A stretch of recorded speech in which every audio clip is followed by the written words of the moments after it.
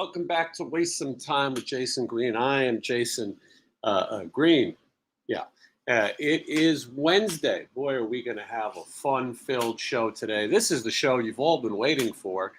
You spend your whole week saying, when are those guys going to go live again and spread cheer and joy and all of those other things. There's so much to talk about, and I'm going to talk about all those things and more right after this. Just wanna waste some time with you.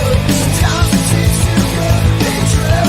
Nobody I'd rather waste time with than you. Truer words couldn't be said. There's no one I'd rather waste time with than you, my online friends, my streaming buddies, whatever you may be. I'm happy to be here entertaining you. I would like nothing more than to stay in bed all the time.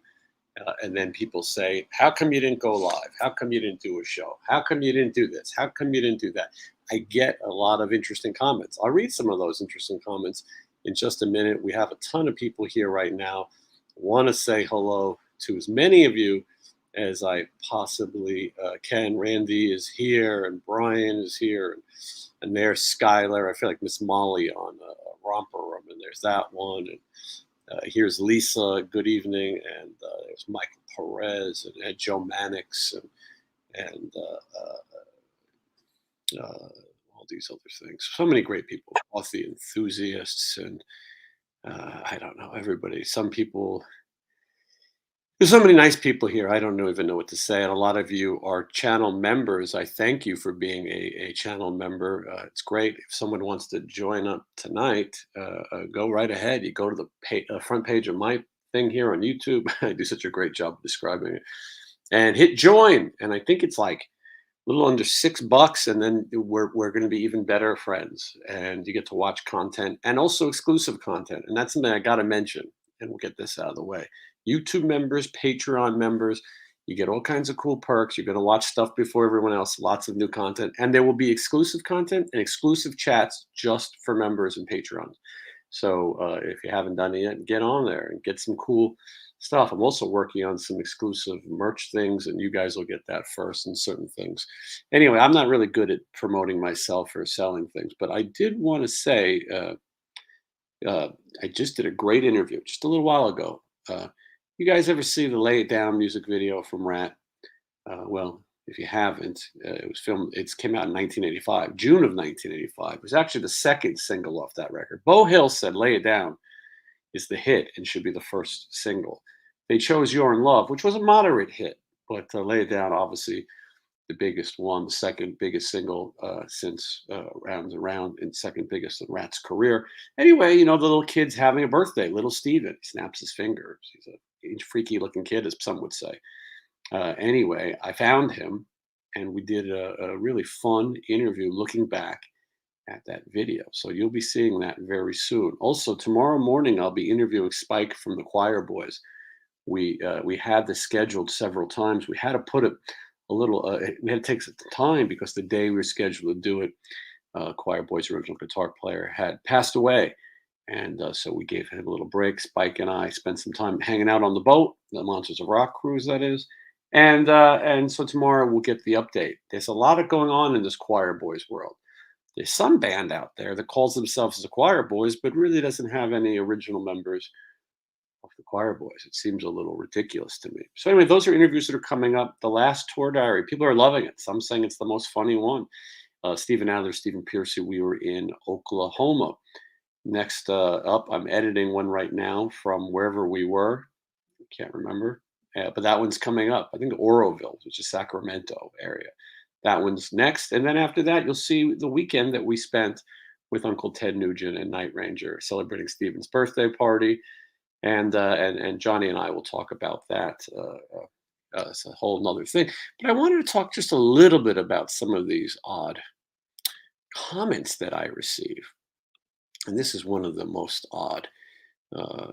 See if I can read this. I would share it on the screen, but I don't know if it's going to be large enough. So I'll put on my, maybe not. All right, here we go. I'm going to try my best to read this. Can't make it that large. This gentleman writes to me. His name is James Keener. And James writes, as a friend and watching from the beginning, I have never heard you mention women or your wife, question mark. Excuse me. So, as a friend and fan, I am the kind of friend who wants honestly, so I'll ask, is something wrong or are you not straight? I don't care, but as a friend, since I've been watching since the beginning, I defend my friends, but I want to know. So, as a friend and a fan of the show, I can put people in their place, and it's not my job to judge. It's God's job. But I defend people. I consider friends, and I am disabled, and I am hopeful we can meet someday. And I can tell you about my 40+ years singing and never got a break. It's a crazy story and it's fun, but it's not a fair ending. But I am disabled and I'm 54, but I'm still trying. Okay, anyway, you guys get the point. I apologize for having to make you look at my hairline while I read that. It's interesting. He says that we're friends a lot. I'm not a big friend guy. I don't consider many people a friend. When people tell me that's my best friend, I always think it's just a matter of time before that person fucks you over. You won't be speaking soon. Friends is such a silly concept. It's nice to think that some people are friends, and occasionally I will use the F word, but in most cases, the person that you think is your BFF or your best friend or your friend forever or the person you share a tattoo with, they're probably going to cheat on you, lie to you, or any of those things or any combination of those things. But apparently me and this gentleman, I'll just say his first name, James, are friends.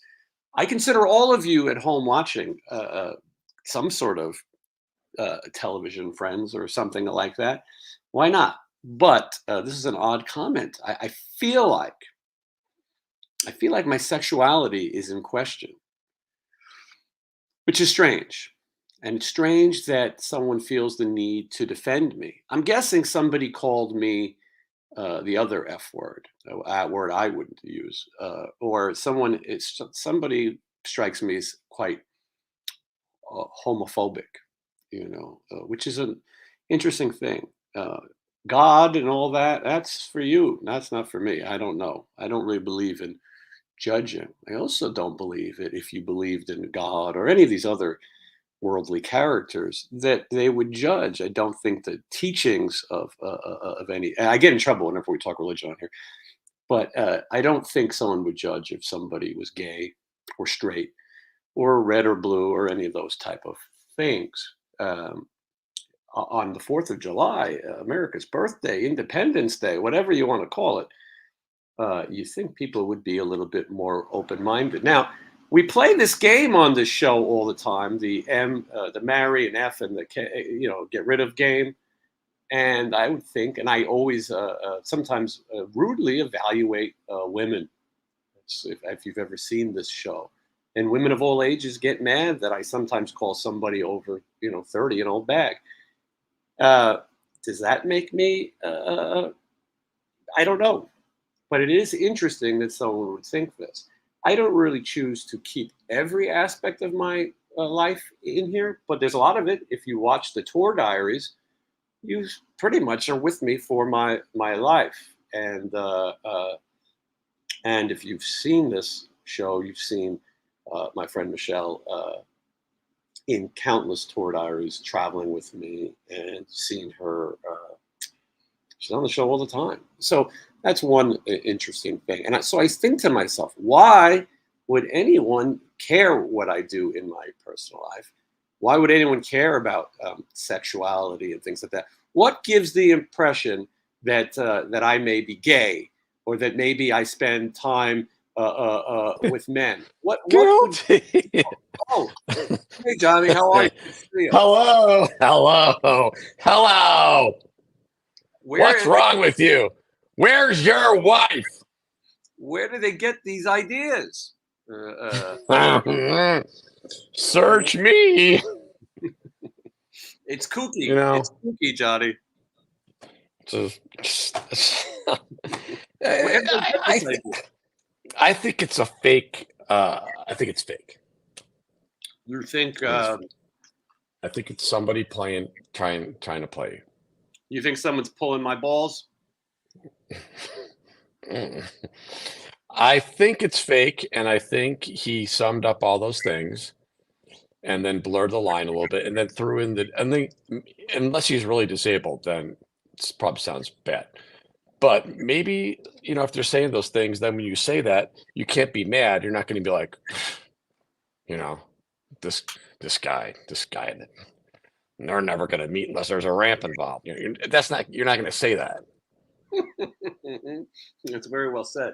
But as far as gay goes and religion, the earth isn't 6,000 years old. Right. I feel like people have been banging people of the same sex for a lot of years. Maybe, there's a priest problem. When we were in Michigan, where we just were, I turned on my TV. I don't often do this. And I was watching, I like to watch the Martin Lawrence show. It reminds me of when I was young, watching Sanford and Son and some of those great sitcoms.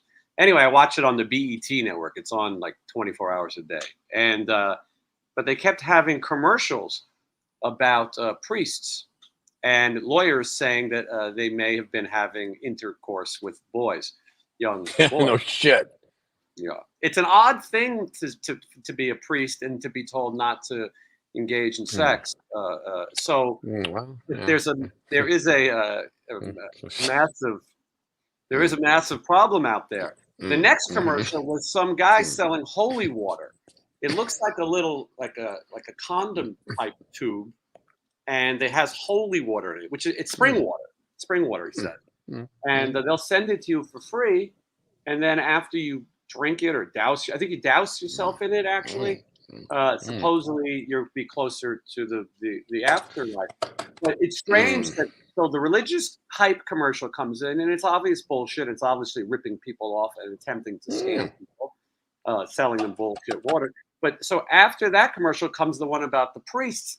Something is wrong in this country. To be judgmental. Johnny, I don't know if you celebrated the 4th of July. I sat this one out because I don't think that we're all that independent. That we got a Supreme Court that's completely whacked out of mind, and we have people like this who seem to be judging. I really don't care what anyone does. It sounds like a silly thing to say. None of us should.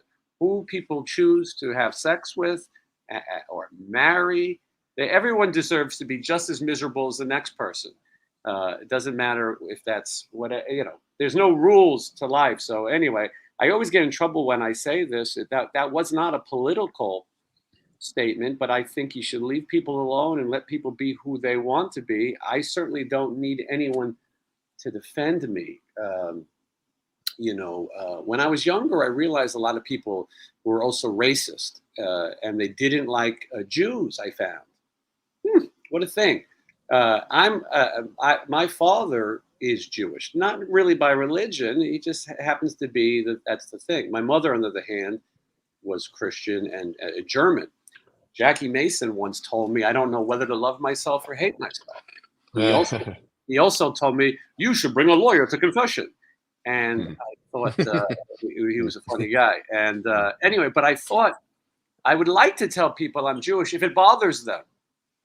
I once met a girl in a dive bar bathroom who had a swastika tattoo. And I had to think to myself, is this somebody that I would want to have relations with? I convinced myself that maybe if I excreted some bodily things onto the tattoo, it would burn right off and she would become a believer. It turns out she was Hispanic.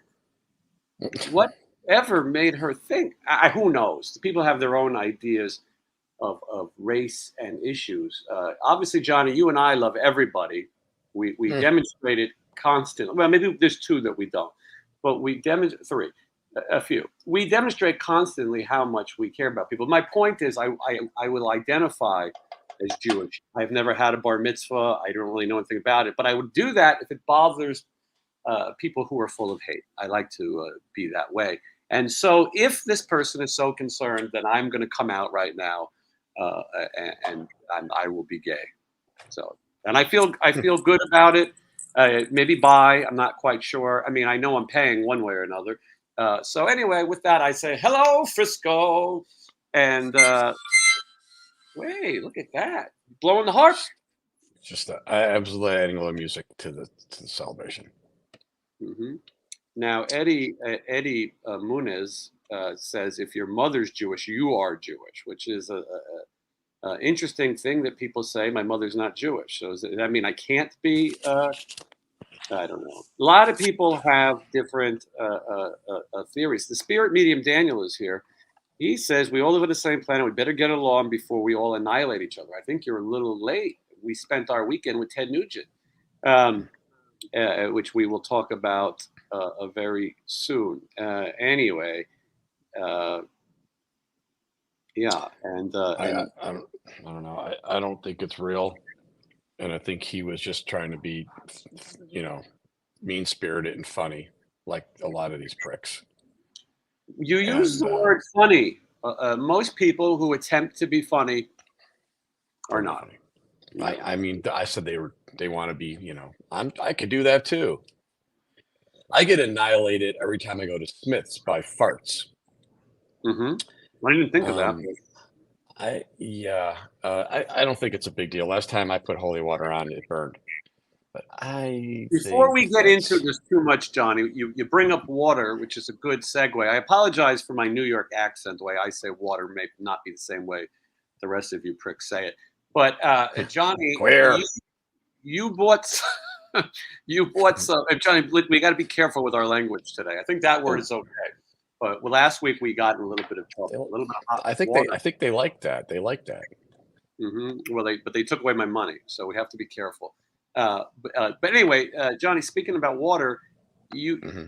if you watch the last tour diary, which was filmed in a place called Oklahoma, we discovered everyone. I had already known this, but the Fiji water tastes good.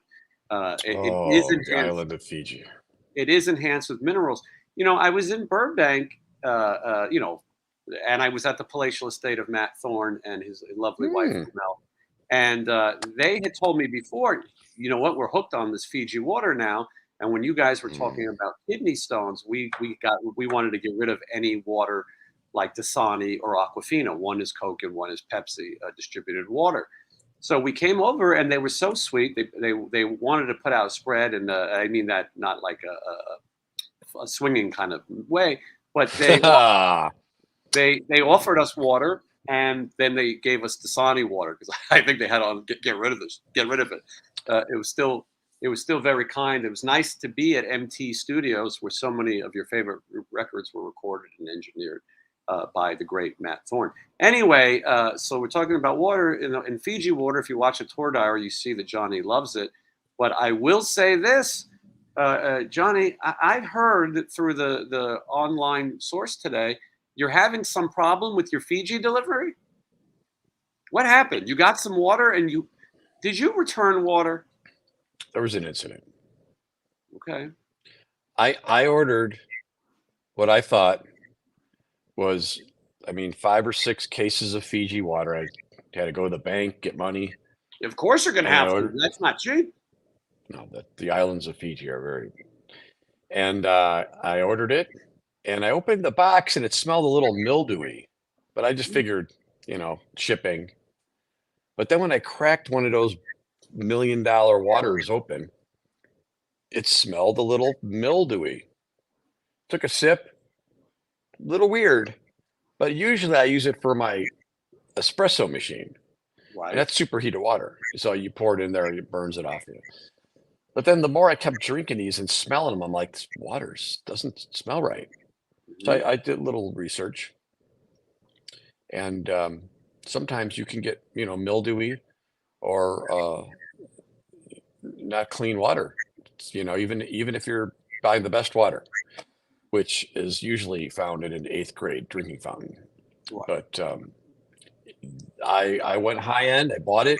Not good. So I called Amazon and I said, this water you sent me does not taste like the Fiji Mountain Springs water that I'm You used to called growing Amazon up. because Fiji is a long distance call. But okay, Yeah, I don't have that packaged AT&T, which I got charged for. Oh, Cox charged me the other day for something. I got the so charge you're reversed. saying that you have Cox, but you don't have a package. I got you. So I have no Cox package. The condo takes care of that, and Mhm. I shouldn't be getting a bill. And when I see a bill for $100, I called them at like 2 in the morning. There's Mhm. always someone there. So I told Amazon, this mildew. I said it very nicely though. I said this water may or may not be loaded with parasites and mildew and tastes like when you wring out a mop. And Mhm. they said, we apologize.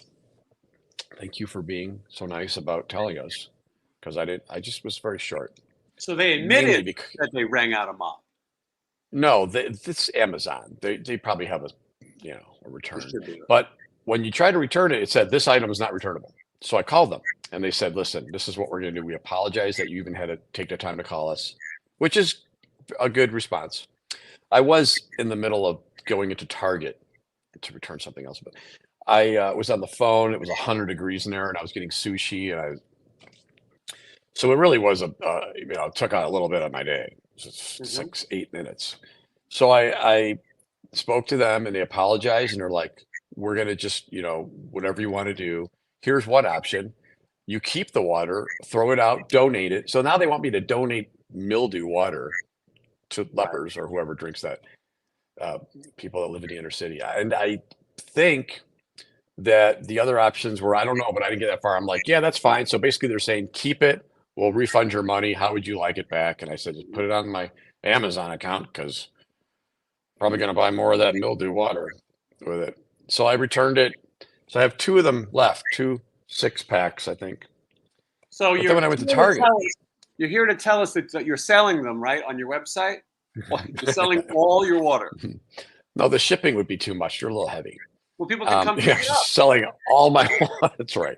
Local pickup only. If you would like 6 bottles of Fiji mildew water, I will sell you that for $10. I make That's like not bad. You could call it not holy, but you can call it like natural spring water or something. I'm thinking more Religion. It's unholy religion. water. Dr. I Paul, Dr. Paul, Johnny, he says that he always rinses his Fiji water before he drinks it. So maybe that's what it is. funny.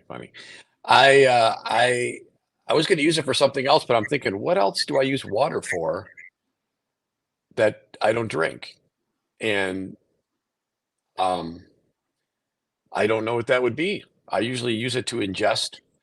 I could pour water on stuff, I guess, but when I fill the sink, when I clean the floors with Pine Sol, Right. I use the sink water. I guess I could boil the water and use it for something else. A lot of Uh, people, Johnny, want to know. Randy would like to know, and Rock Guitar School, will you autograph the water for them? I assume they yes. mean the packaging, not the actual water. It's hard to Well, if you sign. want one, I could part it out and sell them individually. Mhm. I could do Right. more that way. I'm not sure if you could actually mail water. There might be some kind of legal issue with that, but I could sign it. You put tape a pick on there. The price is going to go up though a little bit. Of So I course. returned that water, and then while I was in Target, I seen the same one on sale. Still expensive, Mhm. but I bought one just to hold me over. But I'm right back to where I was. I got no water, Mhm. just like the entire town Have you and thought about the going Las to? Vegas. Have you thought about going to a grocery store? I, I did. There's one right across the street, but again, sometimes what I see that I don't like is when they deliver these things, they're in that plastic, right? And the Mhm. plastic gets wrapped up and it probably sits in a hot truck or directly in the sun. What do you think happens to the plastic? It sort of melts a little. And then when you crack it open and you go, you can sort of smell plastic and you're Mhm. drinking that. it's just, it's always something. That's why I just been drinking vodka. Is there something in there? Yeah, There might be I'm something in trying my to vodka. share This is everybody's. from the grill last night. I cleaned the grill and there's parts of grill and that probably can't hurt you. Wow. Now, where is that water you're drinking from? I need a strainer. Russia. Uh, But I think that I do need more water, and I think the best way to do it is to have one of those machines in your house, a water filter, where you grab the thing and turn it upside down. And I think that would probably be like the cleanest, best way to get it, right? Because they're not in plastic, they're not sitting in the sun. I believe so. I believe But that's what I they don't say. know if I should get that. I mean, yeah, that water right there, that's the worst of the worst. That's not even a real. They probably don't even spell water right on that. W I see A those people L. Maybe not. Yeah, this one has and W. calcium. This one has calcium chloride in it and That sodium doesn't look good. bicarbonate, which probably could lead to kidney stones. Purified by reverse osmosis. I bought a 600 pack of these, and I've got them in the closet. Tastes fine. Well, I just know that they have the cheapest ones at the store. They're all piled up, and you see the Omega Men people when they're like they run over and they get that water, and I'm like, I don't want that. And Mhm, then I usually get Indian Arrowhead because that's where most of the suburban people get because mhm. it's kind of middle of the road. And then there's the special area like Evian, and I tried that Aquafina bullshit, not good. And then now Core I'm on water. Fiji. Core is very good. I don't. It's a little expensive, but Yeah, core water is very Coors. good. Well, that's a whole different level of water. That's been proven. That's like electrolyte water but someone mentioned why don't use a filter? Why don't you Yeah. dudes? Well, Well, RK as a is very dude, concerned. A lot of others as well. dude, we may or may not be dudes. Um, That's what they. Yeah. I do have a refrigerator. I'm a renter.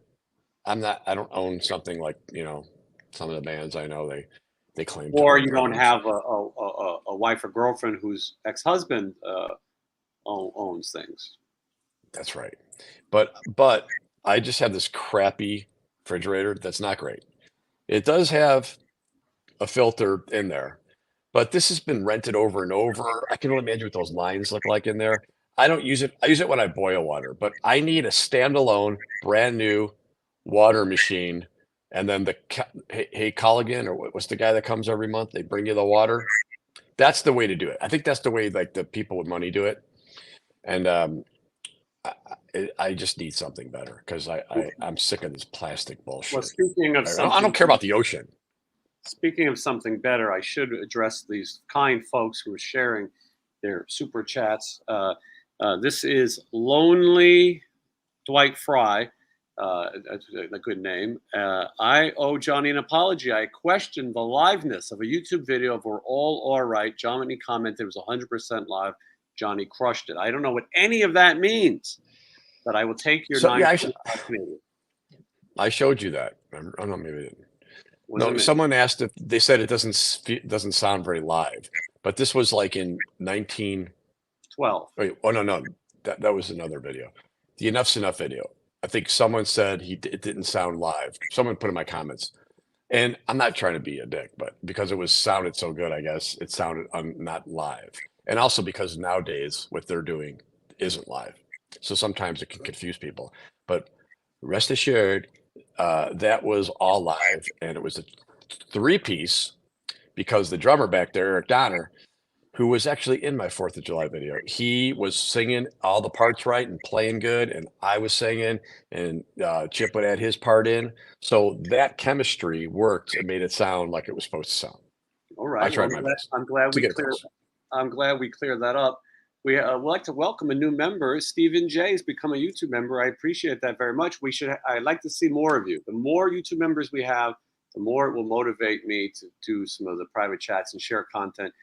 If you're a fan of The Cure, I have my 3-day experience to The Cure. It's like a tour diary, but The Cure. Oh, Michelle's in there too. I hope that the homophobe guy is okay with that. That's only available to members, but you can watch it. And then Rebel from the Waist Down, he is asking, listen, I don't think this is possible, but he says, can Johnny give us a little Queen of the Reich?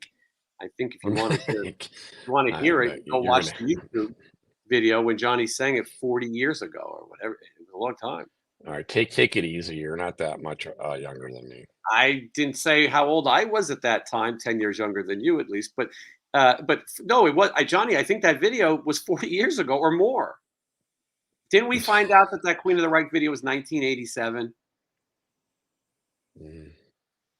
I don't remember. I'm not trying to age was you, when but I think it was. Yeah, it was in the late 80s, but yeah, it was. So anyway, but if you Hold on. haven't seen it, go on YouTube. Reverse osmosis water filter. Mhm. Well, someone wants to send me one. I'll use it.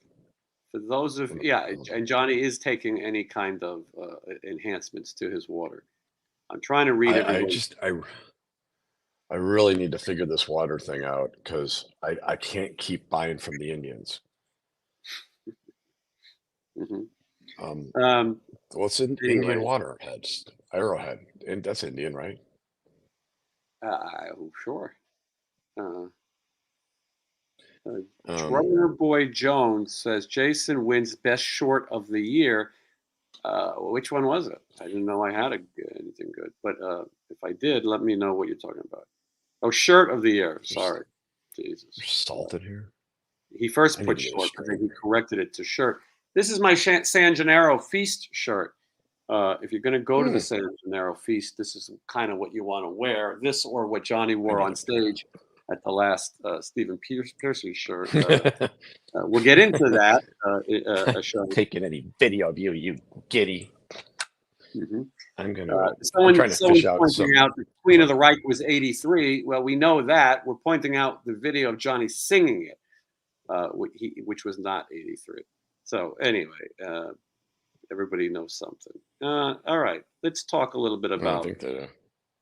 Let's talk. Is Johnny's reversing the osmosis in his water right now? No, there's stuff. There's parts of elements of the charcoal from the grill somehow it got in here. I went down to my last little. I went to a thing called the Hollywood show. It's in Burbank, actually, not in Hollywood. But I went there last week. I'm really mixed up on the days because we've been traveling and then this holiday.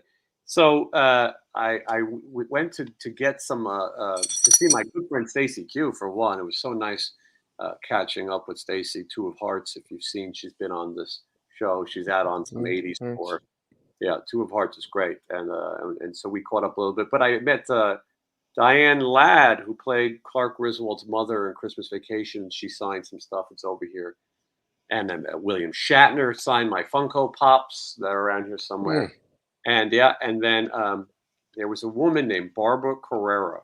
Barbara Carrera. I'm not gonna. I don't know how to phrase this, but when I was a young man, I spent a lot of time with Barbara Carrera. She wasn't actually there, but boy, was she beautiful. If you Google her and you add the word nude, you'll see what I'm talking about. She had these. That doesn't sound gay to me. She had these dark eyes. They're beautiful. Anyway, I met her. She was like, she's about 105, 106 now, but still beautiful. And I'll share those photos on my Instagram. So if you guys want to see it, go to my Instagram, like and follow wherever people do. I'm not really one of these hip social media cats. Anyway, but that's there. And then I also met this woman, Patty McCormick, who was in a horror movie called The Bad Seed. She's a freaky, creepy child actress in that. I didn't really know much about it. It's from the 50s. I should know more. If Malfunction is watching, he is the horror movie expert. I'm going to watch it tonight. Anyway, but I liked her. She was on The Ropers. He played Jeffrey Tambor's wife next door in The Ropers. And so nice everyone watching. I'm sorry I can't get to every comment right away. But got to meet her, and what a lovely time. And then I flew home from Burbank on a Saturday night, and that Sunday morning I was on the plane with Johnny Monaco and Stephen Pearcy, and we were on our way to Cherryville, which is a cherry festival in Michigan. We went to a place called Traverse, and it was another one of those miserable long experiences. I will tell you that when I was coming home from Burbank, I was starting to question my wanting to tour in this fashion. It's not easy. Then I think about all the people who are doing it and how bad I need the money, and I got on the plane. But boy, is it tiring. So we flew to Minneapolis. We spend a lot of time in Minneapolis. We have a lot of funny memories in Minneapolis that most I can't share. But we went there, and then we got on the plane with the rest of the band. This time, that band consisted of Matt Thorne, of course, on bass, Eric Ferentinos, a guitar player, and Will Hunt. Will Hunt, Mike Hunt's brother. He was there as well. He was filling in. He's in a band called Evanescence, for those who are wondering. Anyway, we all went to, and then Stephen and his lovely fiancée, Christy, we went to Michigan. Johnny, was there anything interesting that happened along the way? Or same old shit? Well, I mean, other than the bands that we hung out with, that was pretty good. No, I mean the actual traveling, but Oh, no, I don't think so, right? Mark Sanchez enjoyed the usual. last tour diary, and he was happy. He liked the Will Rogers stuff. If you haven't seen this episode, it's Johnny informing people of how Will Rogers met his untimely passing in the airport. Watch it now. Don't fool around. I'll tell you, it's the 1-year anniversary of my tour diaries yesterday. I mistakenly said that there's 29. There's actually 34. I made the Monsters of Rock cruise their own series. Some people love the tour diaries. I think everybody loves them. Occasionally you find a bitter hater, but what do they know? The reason I think people like the tour diaries is because it's authentic. I think it's the same reason people like to watch this show. We talk about what we want to talk about in a no frills, real sort of setting. And you get to see a lot of cool stuff. And I think that's why people have liked the last one, because you get to spend a little time, or waste a little time, if you will, with Stephen Adler and Stephen Pearcy together. Just trying to read some of these comments. Johnny's tired of all the comments already. Anyway, so the traveling was whatever. Oops, I dropped my laptop. I hit this person saying yep. I don't even know what it means. Yep. Oh, Jesus, I did it again. And Jesus, Johnny, I'm losing my mind. I don't remember. Did we get in late at night? It's all becoming a blur. Yeah. Yeah. Yeah, we got in late at night. Fucking, the time changed 3 times.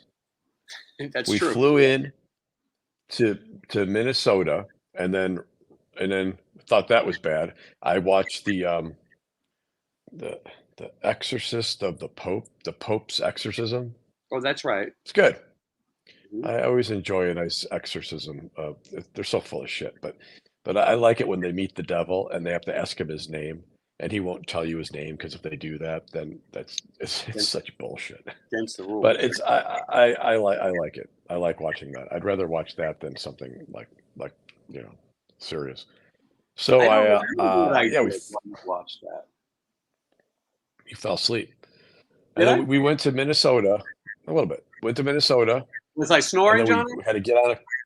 I don't know. I had these $1 million earphones then, I got to get and those. then you already have them. And then we went from there to Michigan. I was nauseous. I get nauseous whenever we do this. On a smaller plane this time, one of the 2 seats, which I prefer, but this kind of stuff, man, I can't anymore. It's really getting to me. I get nauseous. I get like sick. I feel like I'm gonna throw up, and I get sweaty. And then we've landed there, and then we had to meet the people, and they picked us up in the van. Oh, they were nice. Yeah. They were very nice. And then You know, we none of those drove. people get paid, Johnny. They're all volunteers. Oh, I didn't know that. Seems like That's a probably whack. why he was. Yeah, that's probably why he wanted to go. Yeah, the old guy. Um, The old guy was cranky. I don't think he has YouTube, so I think we're right. He was not happy with us.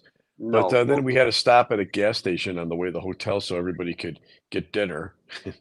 And then I said, "Isn't there anything else open?" They're like, "We checked." So I checked and found a Burger King right down the street on the way to the resort. And we stopped there and we both got hamburgers, which were terrible. Whoppers. Yeah, it was terrible.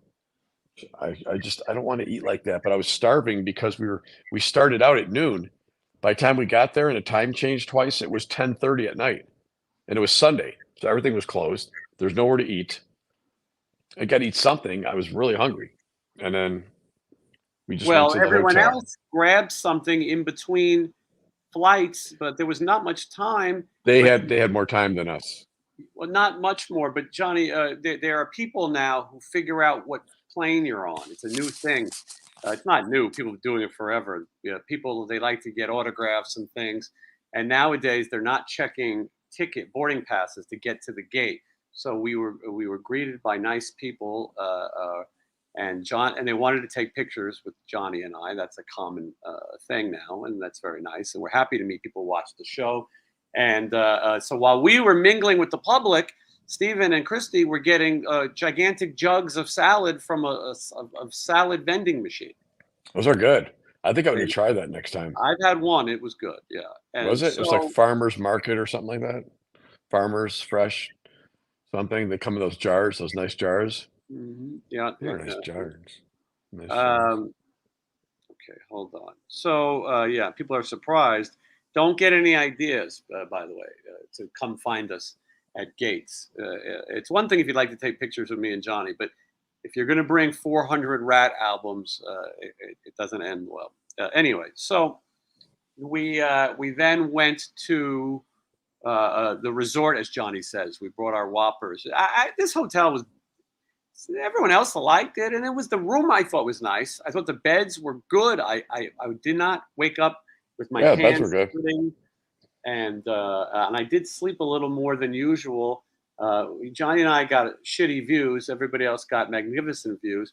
Of course, it was Stephen's birthday, and I made sure that Stephen got the finest accommodations known to man. He had a balcony. The next day, he had a very romantic breakfast. I think his fiance was there as well. And he took a cart around the course. He was on the links, if you will, and he had a fantastic birthday. We went over to sound check, and at that sound check, it wasn't very memorable. But Night Ranger sound checks first. They went a little long. It's okay. That happens. And then we did ours, and Ted Nugent came in. He had 3 hunting dogs with him. They were the sweetest dogs. And the dogs came over and met Stephen, and he said that they were rat hunting dogs. And I told Uncle Ted that they can smell a rat. And anyway, these dogs were fantastic, and he well taken care of, and he had a gigantic truck. I don't know what they call those things, but the dogs, they like to chill in the truck. And so we went over to meet the dogs, and Uncle Ted gave us a introduction. He told me the types of dog and what they do and how old they are. I will tell you that I don't really agree with much when it comes to Ted Nugent. But I will tell you that he's always been incredibly polite. It's hard to say anything other than that. He's very nice. He didn't have to be nice to us, schmucks, but he was. And he pointed out that those dogs are retrieving dogs, and he's trained them to retrieve. He says he can train anything. And he said, I can teach any dog to retrieve. And then he pointed at Will, and he said, I can even teach you. Not sure what it meant. But he said that he shoots ducks and things. I'm against that. But when they fall into the water, these dogs go and get them. Now, I will point out that these dogs were sweet and friendly and seemed docile. So, they didn't seem mean. One was a German Shepherd, and the dog had no response to my heritage, so that was good. And then the 2 other dogs looked like yellow labs, I think they call them. And anyway, they were very sweet. And so Uncle Ted hung out with Stephen on his birthday. And he was very accessible. There was about 200 police officers backstage. Ugh. And for some reason, Brad Gillis, I think he wants to be a police officer. there was a movie called Cops and Robertsons with Jack Palance and Chevy Chase, and they had to use Chevy Chase's house for a stakeout. And Chevy was wanted to be a cop in the worst way. He wanted to pretend that he was a cop. Well, Brad Gillis introduced himself to the force, and he has all kinds of badges. And I don't know if he has, police in his family, but he really seemed like he's a police file. Anyway, they loved him, and they all chatted, and all those Night Ranger guys were very nice. In fact, that morning, Johnny got up and went for his run as usual. And Johnny, who did you run into? Jack Blades. Jack Blades. And now, did you know him before? We've met a couple of times, but I don't think he remembered me. We just started talking. Did he? Oh, but so he talks to you. Does he know who you are? I mean, did you have to explain it? I mean, maybe a little bit. Maybe he sort of knew, but I started talking to him, and then we just started talking, and then he was going on a walk, and I was kind of walking. We walked together. We went around the perimeter. Oh, I sound like a cop. And through the golf course and everything. What was the gist of the conversation? We were just talking about health and things, and I'm glad he was okay, and we start talking about that. Well, he recently had a heart attack. Yeah, we talked about heart attacks a little bit. Okay, and he needed to take some time off, and it's good that he's okay, and that he's walking. That he's out getting some exercise, and this heart business is serious stuff. Yeah. He obviously had a great time and a memorable time with you, because when I saw him later, Stephen and I, he said, I had a great time with Tommy. To which Stephen went, huh? And he went, Tommy, your guitar player. Oh, he put me in his phone. He said, let me give you my number. He put me in his phone. He called me. He's like, that's me. I got you. Did he put you as Tommy? I don't know. I mean, later he called me my right name.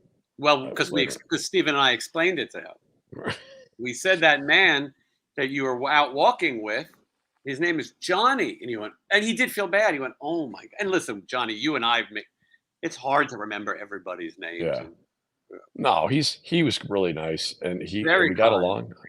I think I thought they sounded great. He sings great. Those songs are really good. He wrote a lot of those songs, probably all of them almost.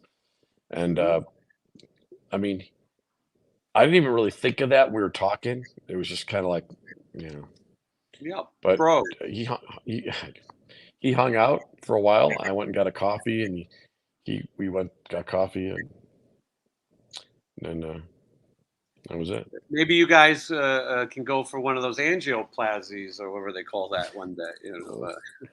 Anyway, it is one of the fun things about touring, is that you meet these people that were in bands that you may have been fans of, or that you've heard about, and you get some of this private time. I mean, here you are out with Jack Blades, walking on the golf course, having a normal conversation. It's I think it makes for a kind of fun experience.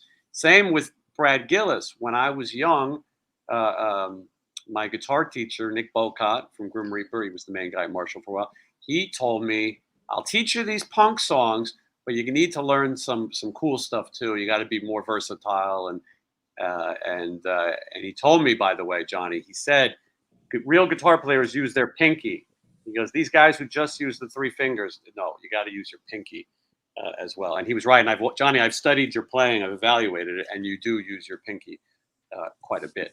So, and not just in your love life, with one in the, two in the one in the. So anyway, Brad Gillis, he told me, you have to listen to this record called Ozzy Osbourne, Speak of the Devil. It's a live album, and it's incredible. It's the best Ozzy music, and a lot of people have said that Brad Gillis was actually the best Ozzy guitar player. I know it's crazy, but he was really good. Now I got to interrupt for a second, because all these people who you'll get a kick out of this one. Here's a super chat from Matt Thorne. He says, here's some cash for new Fiji water. Love the Thorns of Burbank. That's unbelievable. Very nice and very unnecessary. But anyway, I he was feels expecting a little. I was expecting more. he feels guilty for passing the Dasani off on Michelle and I. And should be another zero added to that. A lot of Uh, people should realize, by the way, so not only was Brad Gillis, speak of the devil, Ozzy, he was on a little record called Hearing Aid, Stars, and so was Matt Thorne. And I thought oh to myself, yeah. yeah, and I thought to myself, I need to print the Hearing Aid, a nice big photo of it, and get it signed by everybody. And I could have got it signed by Ted Nugent, who was there.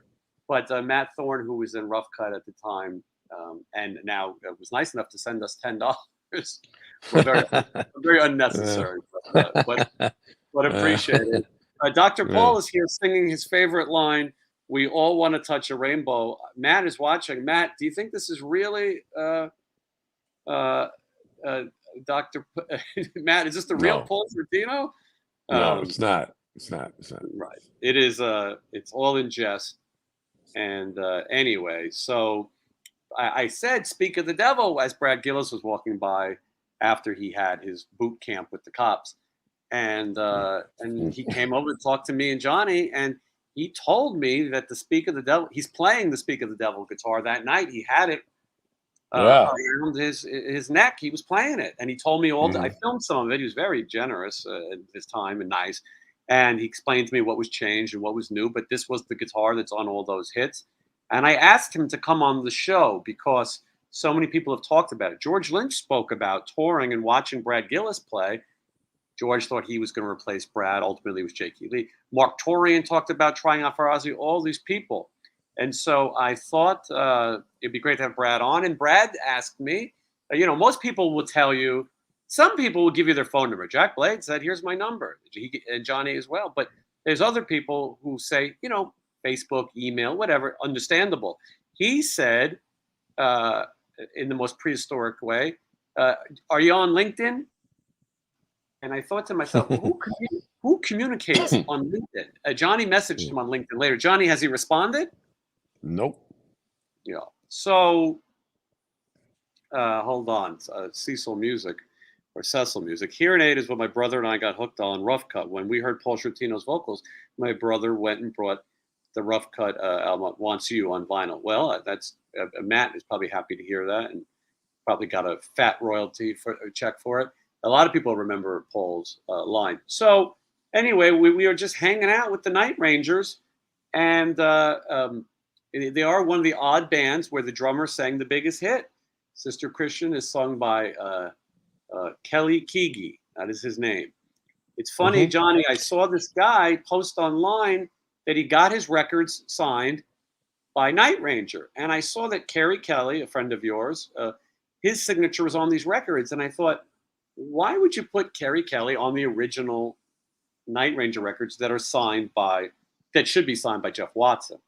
But sometimes people just don't know, or sometimes people want to add people. I'm sure people have asked you to sign records that you haven't played on. Oh yeah, like all of them. I don't play any of the albums.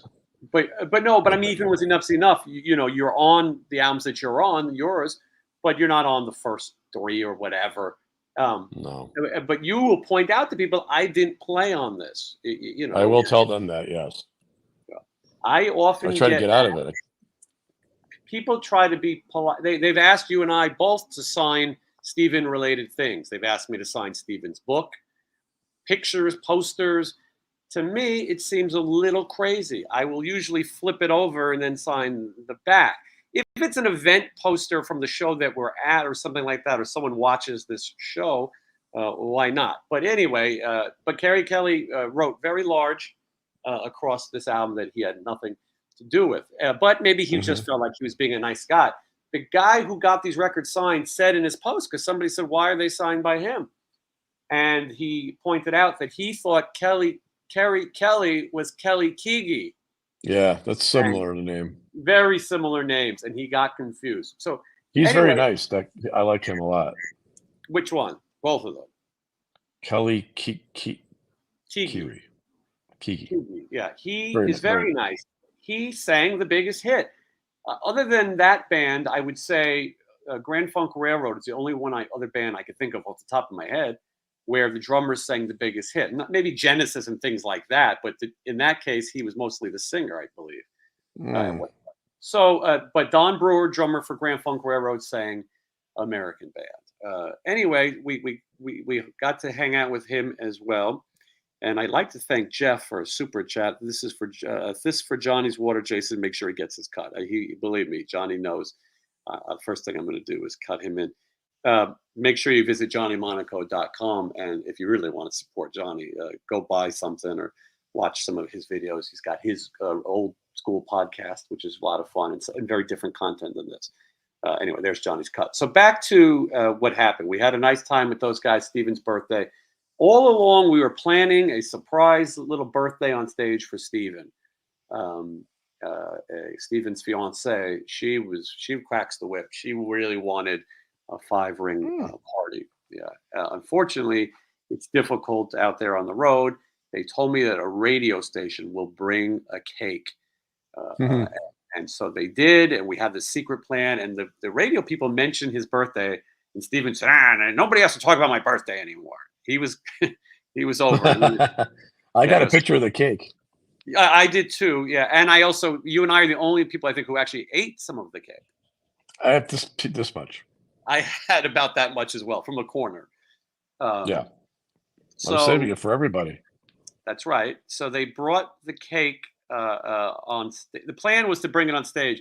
It would have been fun to do it before Lay It Down and say Make a Wish, Steven, like the video, but we did it before You're in Love.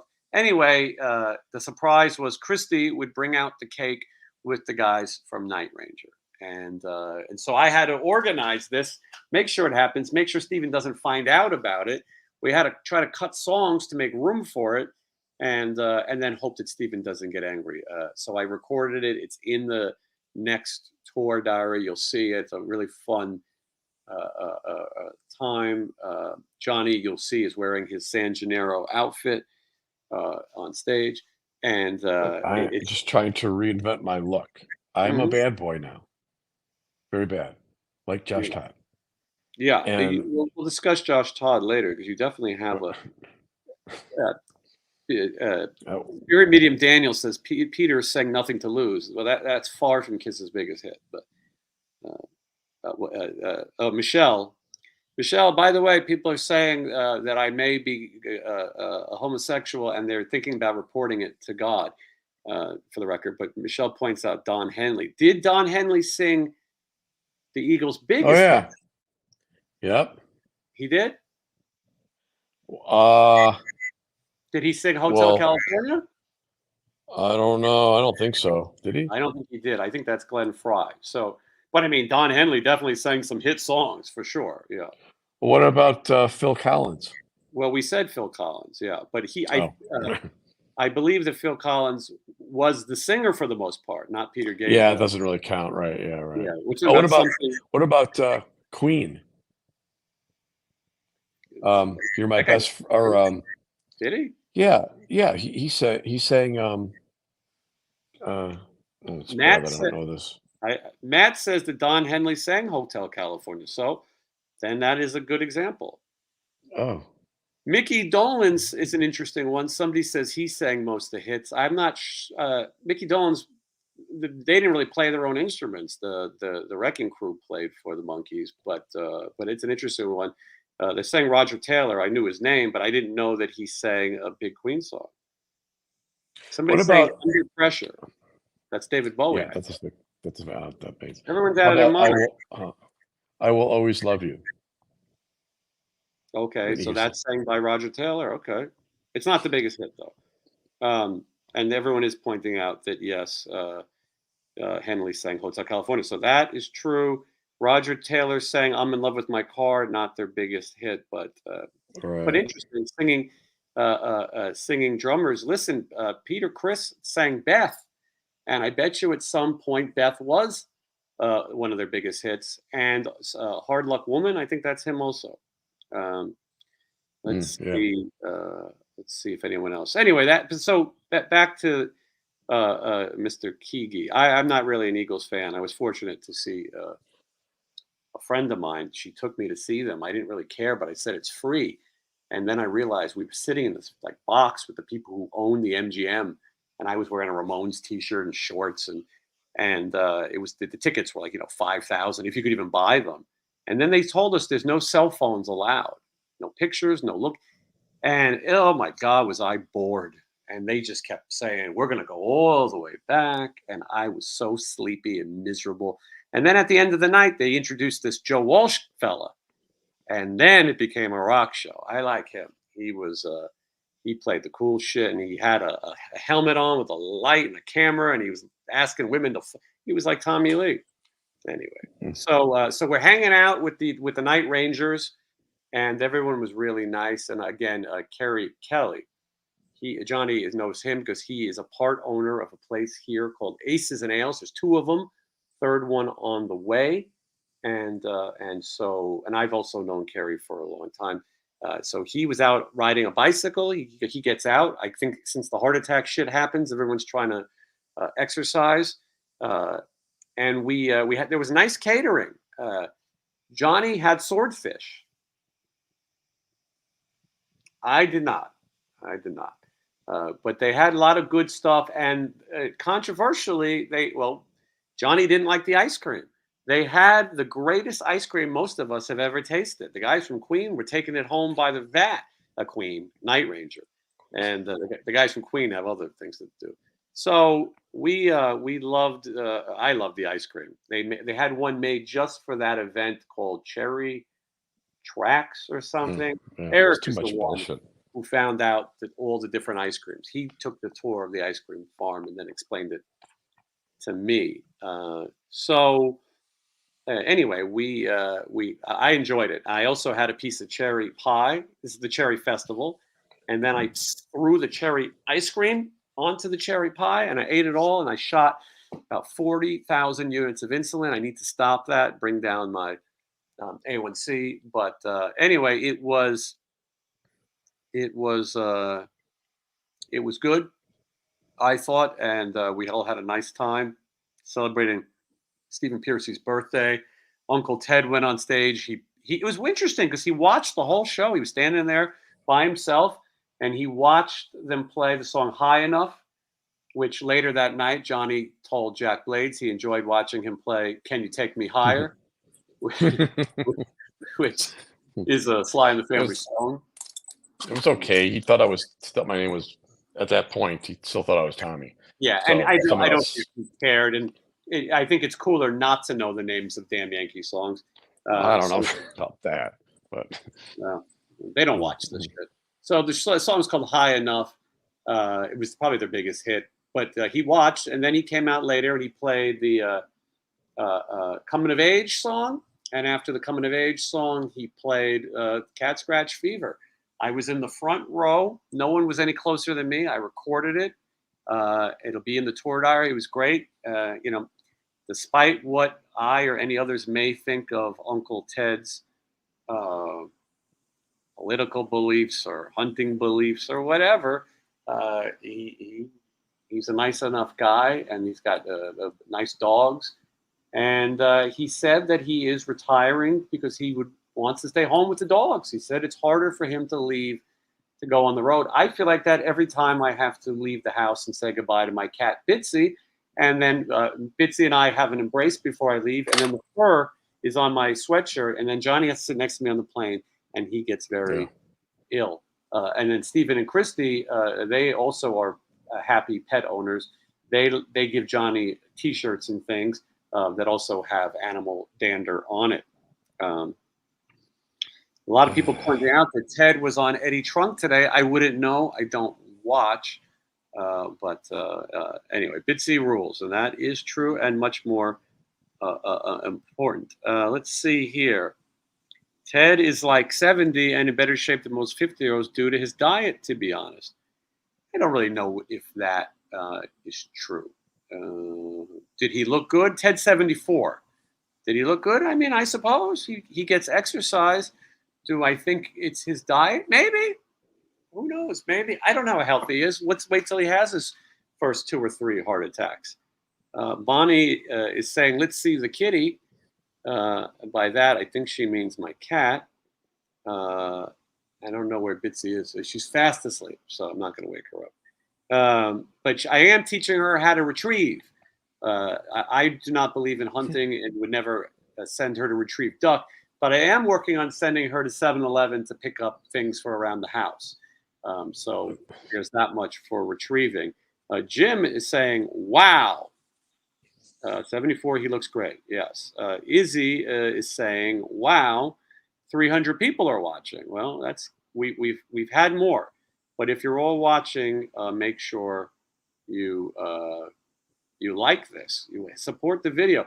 I will point out that John and I went out the night before Ted arrived, and we alerted the animals to hide. We told any bison or elk or anything else, and Johnny and I we met a very self-assured frog, and this frog refused. Not by frog, I mean an animal like a little toad type thing. He was out on the course, and I told Johnny, "Tell that frog to get out of here. Ted Nugent is coming." And Johnny tried to give him a little pat, a little tap to get going, and the frog refused. And right now, he's probably on Ted's plate because he just was too stubborn. All right, let's see here. So someone is saying Ted is only 72. So if we're making an excuse for him, and by the way, not everyone thinks he looks so good. Anyway, let's see. Let's get into some other things. I mean, I am assuming this is a joke. Nugent gave Bourdain shooting lessons. Obviously, Bourdain is no longer with us. Some of these things. That's funny. I guess that's funny. I mean, some of these people are jackasses. You guys know who you are, though. So we had a nice time. You probably hear it all the time. True, and the people. I don't know. Anyway, the people seemed to have a nice time. Everyone in our organization went back and tucked themselves in bed as they usually do, because that resort had so much to see. And maybe people are getting older, more tired. I don't know. But Johnny and I stayed all night. We watched, we stood on stage, we mingled as always. We are men of the people. We don't, and what the hell is the point of sitting in those hotel rooms that all looks the same? People are so stupid.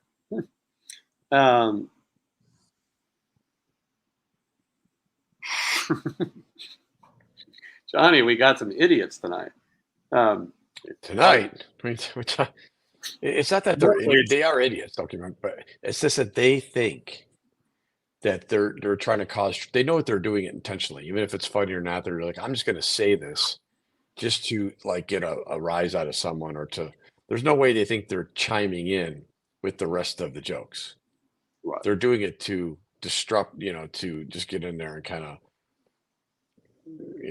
Johnny, there's a thing right now with people trying to defend Ted Nugent. I'm not saying anything against Ted Nugent.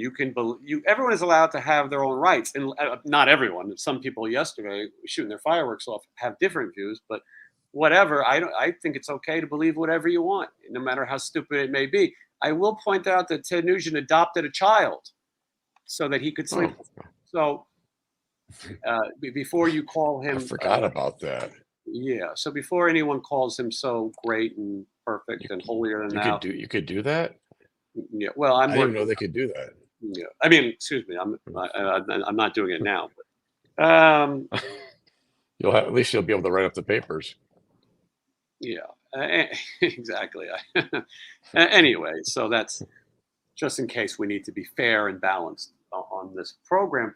So we had a nice trip, and again, Johnny and I met as many people as we can. Somebody is pointing out that they liked seeing the guy sit in the lobby with us in the last video. I will point out that was completely random. Johnny and I really do sit around in the lobby. The guy came over and said, "I can't believe you guys really do sit around and do nothing." And he asked if he could sit between us. His name was Bill, I think. Bill. anyway, he asked questions. I enjoyed his company, his time. He was very nice. I thought his questions were kind of dumb. No offense, I'm sure he's watching, but the first question was about me making a video more about tour managing, and maybe one day I'll do that. I don't like to show business; it's boring. I try to show you, some more interesting stuff. But that could happen. But then he asked questions about things that really had nothing to do with me, but we let him talk and let him have his moment, and it made for a fun little piece of the video. If you haven't seen it, you can check it out now. I tend to agree with some people's comments and not as much on others. Let's see. I've only put one person on timeout today, but that could happen. Hold on. Going to go for a second one right now. All right. And okay. All right. Yes, of course, not that one, this one. Tour diaries are highly enjoyable, of course. Any level-headed person is thinking the same thing. So, look, there's so much to say. And last week, I thought was the worst live show we'd ever done. Johnny is always entertaining. But I myself thought I was tired and we had to travel and I had nothing to say. But today has been action-packed fun. Johnny stole the nerds at Pearcy and Adler's dressing room. Well, that is true. But Steven said he kept the set in his hotel room as well. And yeah, a lot of people want to hear more about tour managing. I was going through a deal today for an upcoming Stephen Pearcy show, and the guy from the venue wanted to make T-shirts. He wanted to make T-shirts. He asked me to approve them. He didn't ask me about making them. He asked if I would approve this artwork that said the name of a festival on the front, and on the back it said Stephen Pearcy of RATT, using the RATT logo, which is a trademark logo and goes beyond Stephen's say.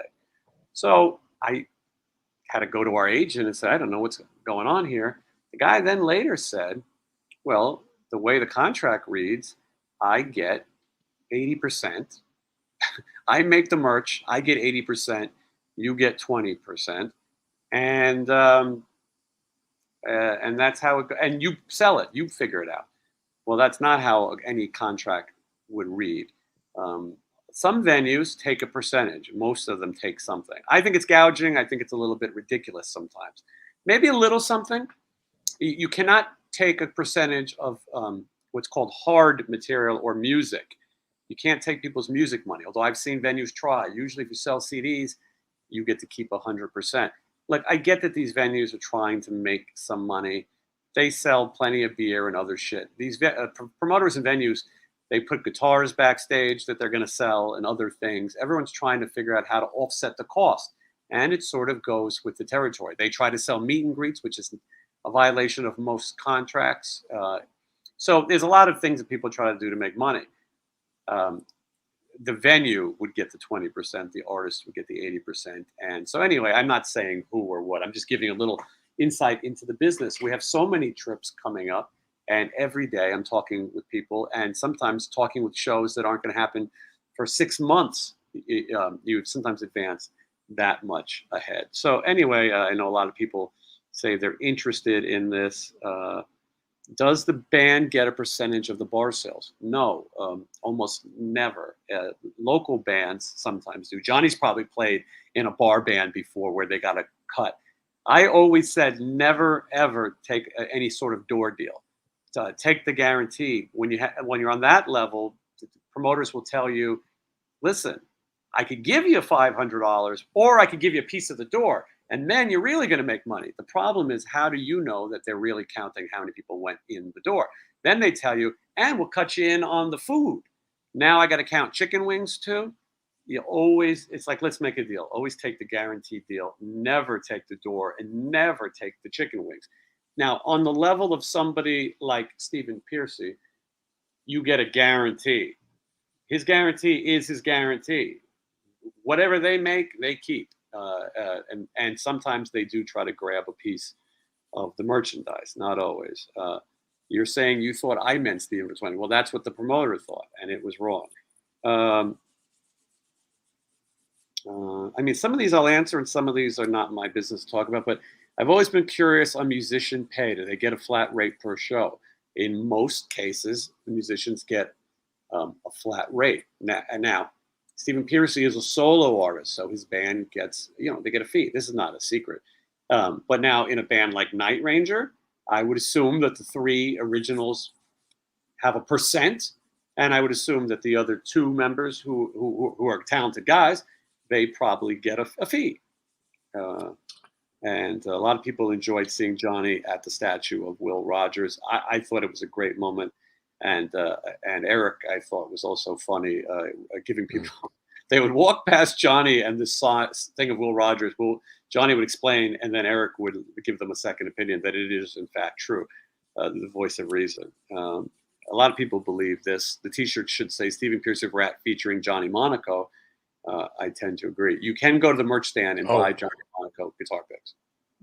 This person here that just asked you that about the flat rate. Yeah, that's my guy, Shred. Who is Real it? Shred. I bought a guitar from him just today. Wait a second. You just sold all your guitars, and now you bought a guitar? That's right. Oh my God. From Matthew, Real Shred. I've known Matthew for a while, so he's been a good guy, and he's got a lot of guitars that he either plays or collects, and he had one in there that I liked, so he forced me to buy it. Said, you got to buy this guitar. So I said, all right. Does he know that you're going to return it? He did give me a return policy, but I don't think I'll be needing that. Randy wants to know what tricks are used to downplay lower payouts to clubs. I am not going to. There are tricks. There's tricks to almost everything, but I'm not going to give any of those secrets away. Well, okay, some of these are good questions. What happens when the venue can't come up with the guarantee? I have experienced this only a little bit when I worked with my thing, Sin City Sinners. You go through an agent. Anyone who doesn't is, well, in a lot of cases it's illegal, but you find yourself a reputable agent. In Stephen's case, Sullivan, big time entertainment. Most of the people that we work with, Sullivan's worked with a million times before. There's never a fear that we're not going to get the money. The promoters send a 50% advance, so you already have half their money. And then if any act of God or something like that, there's things in the contract that explain what would be done should something go wrong. We've never had those kind of problems. When I managed Bobby Blotzer's band, which was called RATT at the time, I did have promoters fight me about the money and curse me out and pay me in singles and change. True, it's a true story. And but always got paid, and I've never felt with this band, with the Stephen Pearcy band, RATT or whatever, I've never felt that we wouldn't get paid. Skylar, you're asking a question that's so redundant. I feel like you do that a lot. What happened to the Golden Robot contest? Because all the bands sucked. That's what happened. They all sucked. Except for one. But I don't know. I don't know what Golden Robot's doing. I haven't heard from them. I know who me and Johnny said should win. And so I don't know what to tell you. Maybe I'll announce that person at some point, but it's a younger person. Bobby Blotzer's RATT experience. It started a RATT experience. It was called RATT after that. Jake and Elwood would get a flat rate. That is true. Seen Johnny's cover of Queen of the Reich. Well, welcome to the club. Johnny has a very cool YouTube channel. You can see a lot of his stuff. Let's get the Lisa. Lisa, thank you. Lisa's saying, can we get the likes up? What are you guys doing? There's so many people watching and not enough liking. Much like how I felt about the submissions for the Golden Robot contest. I'll point out that the good people at Golden Robot, they're nice people, they narrowed down the choices they sent me. And I guess there was, a million submissions, but I think I would have done better had I listened to them, and Johnny as well, and people who maybe have a different idea of good music. Um, I've worked with a lot of successful people. I've worked on a lot of stuff. Johnny obviously as well, and so the other people who were involved. And anyways, maybe we would have come up with something else. Who knows? It still could happen. Any other writers other than Black Towels? I'll tell you that this festival did not have the Black Towels. They did not read the writer. They only had white towels. Well, that wasn't Michigan. it wasn't the only white thing at this rally concert. So anyway, okay. John says, "Have you ever refused to do a show due to a shady venue or promoter?" We wouldn't turn that down. That is something that the agent would do. The agents know who's good.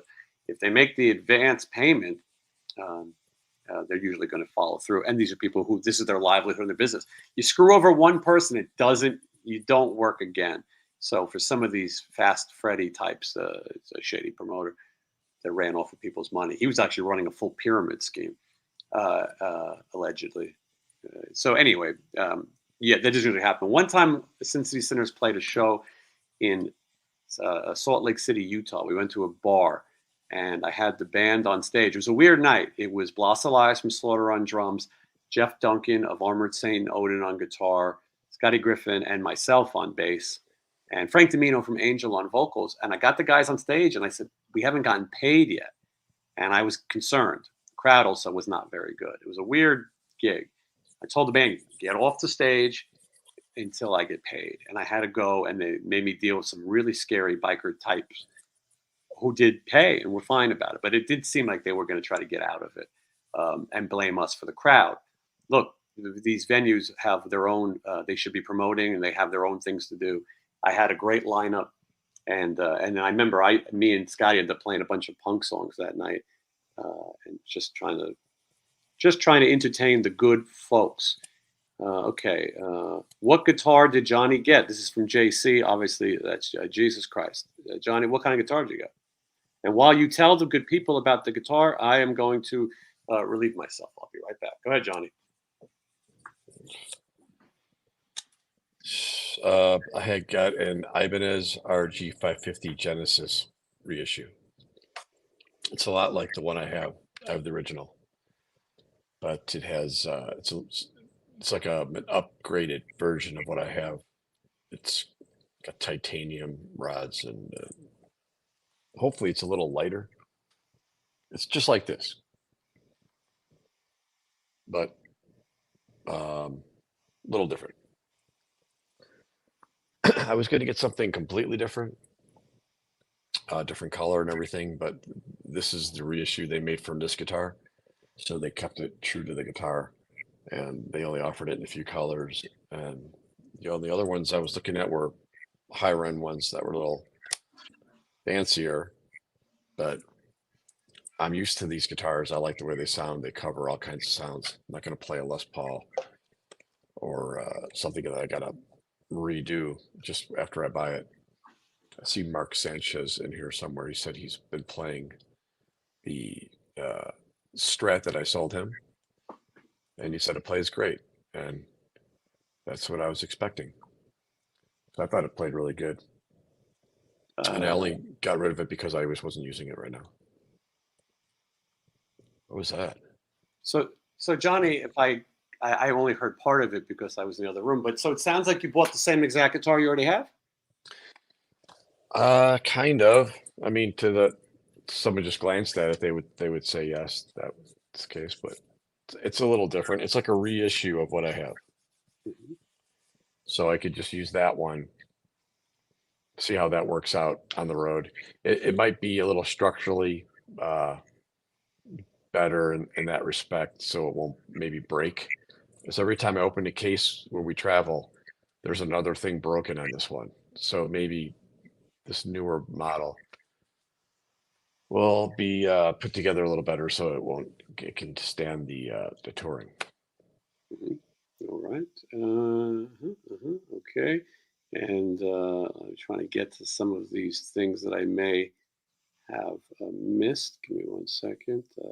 Mark says, great guitar. A question for Johnny. Who do you like better, Adrian Smith or Dave Murray?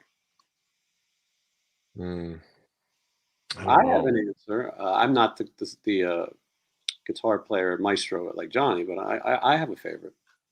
I don't know. I always just think of them together, you know. Who? I guess I forgot which. I think Dave Murray. Is that right?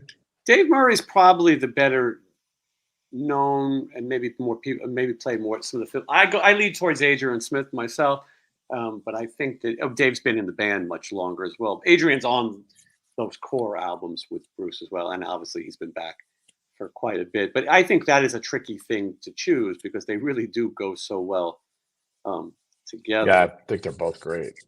Can't go wrong with a Iron Maiden song. Lisa would like us to know that she doesn't know anything about gear, and thank you, Lisa, for sharing. I know plenty of people who know nothing about gear. Somebody says, "Didn't I say Jeff Young was difficult?" That is an understatement, but I I don't don't know want who that is. to. Caesar is a Caesar, Caesar Bernal. See Caesar Bernal. How does it work in terms of getting a gig? Are you approached by a promoter? Do you ever reach out? Big fan, by the way. Hello, Johnny. Okay, Caesar, thank you. Are you approached? Yeah, that happens.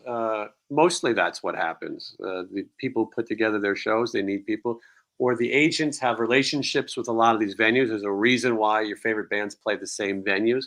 They say, okay, I'm filling my summer. I need this, this, and that. Or these bike rallies and these festivals we go, okay, I got Tom Kiefer. I want Stephen Pearcy and Vixen, which is the next show in Big Flats, New York, or hey, I've got Night Ranger. And then there's a lot of things. Can they pony up the money? You know, so Stephen won't open for certain people, so to speak. He won't even co-headline. There's a level that you try to keep. So there's a lot that goes on behind the scenes. The tour diaries are there to make it look fun. Do you guys have your own mics? Not, in our case, no. The bands are doing fly dates. Johnny uses his own mic cover, right, Johnny? I just bring the ball because Yeah. I don't want to, you know, those mics from those places, they say they clean them, but if you took it out and really looked in there, it's not clean. So I If you just take take it it off out and and put open it, yeah, stuff, dry saliva will fall all over the ground sometimes. yeah, I just use my own and it's different looking than the rest, so I know it's mine. So then when I'm done, I don't grab the wrong one because sometimes they'll do that. They'll take the mics right away and I'll be like, I got to get my, you know, the ball. And then they'll bring me back just whatever one they picked and they'll be like, oh, here it is. And that could have been the wrong one. So I make sure it's a different color. Yeah, Steven cleans his with alcohol. And they're supposed to all have their own, but that is a thing that ever happened. Did you guys find the serial killer in Austin? We are still investigating. Johnny and I do have a private eye business on the side. If we're coming to your town anytime soon, and you need us to, we're a little bit like the A team, but a little bit more C or D. We can look into it for you. I wanted to. I saw a question I wanted to answer. I just have to go through a lot of the dumb shit first. Um, and again, eventually I'll do a show on business. So this might be boring to a lot of people. When you book flights and hotel, do you use the money that is advanced or you got to risk it? Does a band get paid at the end of the night or days later? Okay.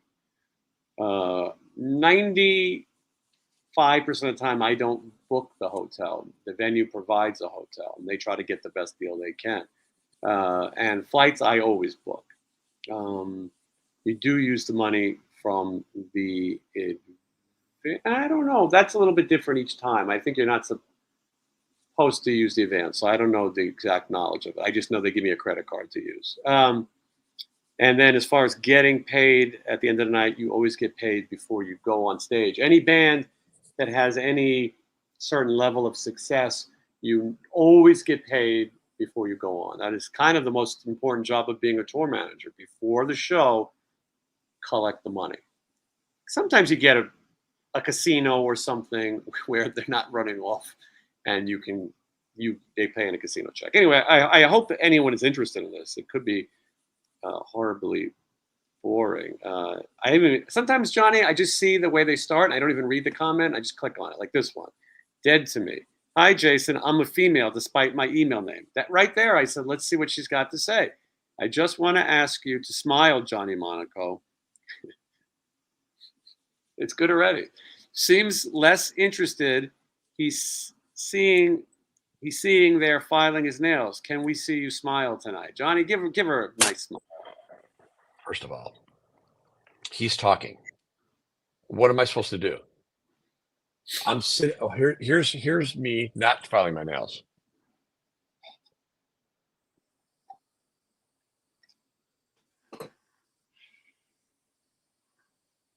For 7 minutes. Mm-hmm. All right. And I noticed, I'm not part of the conversation. And I noticed my fingers were getting a little wolfy. And this was like right there. It's dry out here in Las Vegas. That's why I did this. I don't understand why I have to have a big explanation or reason for doing normal things. As far as telling people to smile, I tried that before a couple of relationships ago. Didn't go well. And then I learned from that. I'm like, yeah, if I don't want to smile, I'm not going to smile. Usually it's pretty girls that do that, or French girls or model types. Well, I do it too, but it's a new haircut. It's the whole Josh Todd thing. If no one tells Josh Todd to smile more, because he'll tell you, he'll tell you what's up. Josh Todd, so good. Well, I think Johnny explained it pretty clear, and it is true. I mean, you're asking questions about the music business. Johnny already knows the answer to these questions. He's been a professional musician much of his life, and so this again, I feel the reason you like this show is because it's real. We're not acting and hyping and doing bullshit. If Johnny wants to file his nails, he should file his nails. Who cares? Well, someone told me in the other podcast when I was saying that I was selling my stuff that I was acting, and because normally I'm just like not as upbeat, and it was good acting on my part, just as a way to sell my guitars. It's a false equivalence. First of all, it doesn't make any sense. And I was probably more upbeat because I hadn't run out of vodka. Actually, I think Josh Todd is sober. Me, not so much. But I am now out, so I may be sober until I get whenever that. Johnny, you and Night Ranger were drinking together. I don't want to out anybody, but you, Kerry, while he was playing, he asked you, and I will say, Kerry stayed on stage and watched the entire Stephen performance. That was nice of him. He was having a good time. He was in RATT for a bunch of years, and he enjoyed it, and he likes you, obviously. But when he was playing, he asked you if you could run and get him. What did he ask for? He said, "Go in our trailer and get the Patron." I'm like, so I went in their trailer all by myself. There was stuff everywhere. I felt like I was like in somewhere I didn't, shouldn't have been. And then I'm not a big drinker, so I'm like, where would that be? Is there a safe? Maybe up in the attic. Then I saw it like the Holy Grail. I was like, oh, it was in the refrigerator. Sealed. That's where you put, yeah. So I grabbed it and came back and set it up on his station. And I gave him the thumbs up, and he ran over there halfway through, and he's like trying to open. He's like, "You got to open it." God, I don't know. I guess it's really hard to open it. I tried opening it. I did it. I opened it. And it's very difficult to open. I tried. Yeah, but it took you even a while. It wasn't easy. I tried to open it. No, I tried to open it. I tried to use one of my razor blades. They're made out of candy. And then I just couldn't get it open. And I'm like, he's going to come back. They're finishing Sister Christian. I got to hurry up. Just getting nervous. And then I had you just open it, and you did it. After it took a while for you to do it too. Yeah. And then he came back and he gave it to him, and he took a big chug, and he goes, "This is for you." I'm like, "Me?" He's like, "Yeah, take some."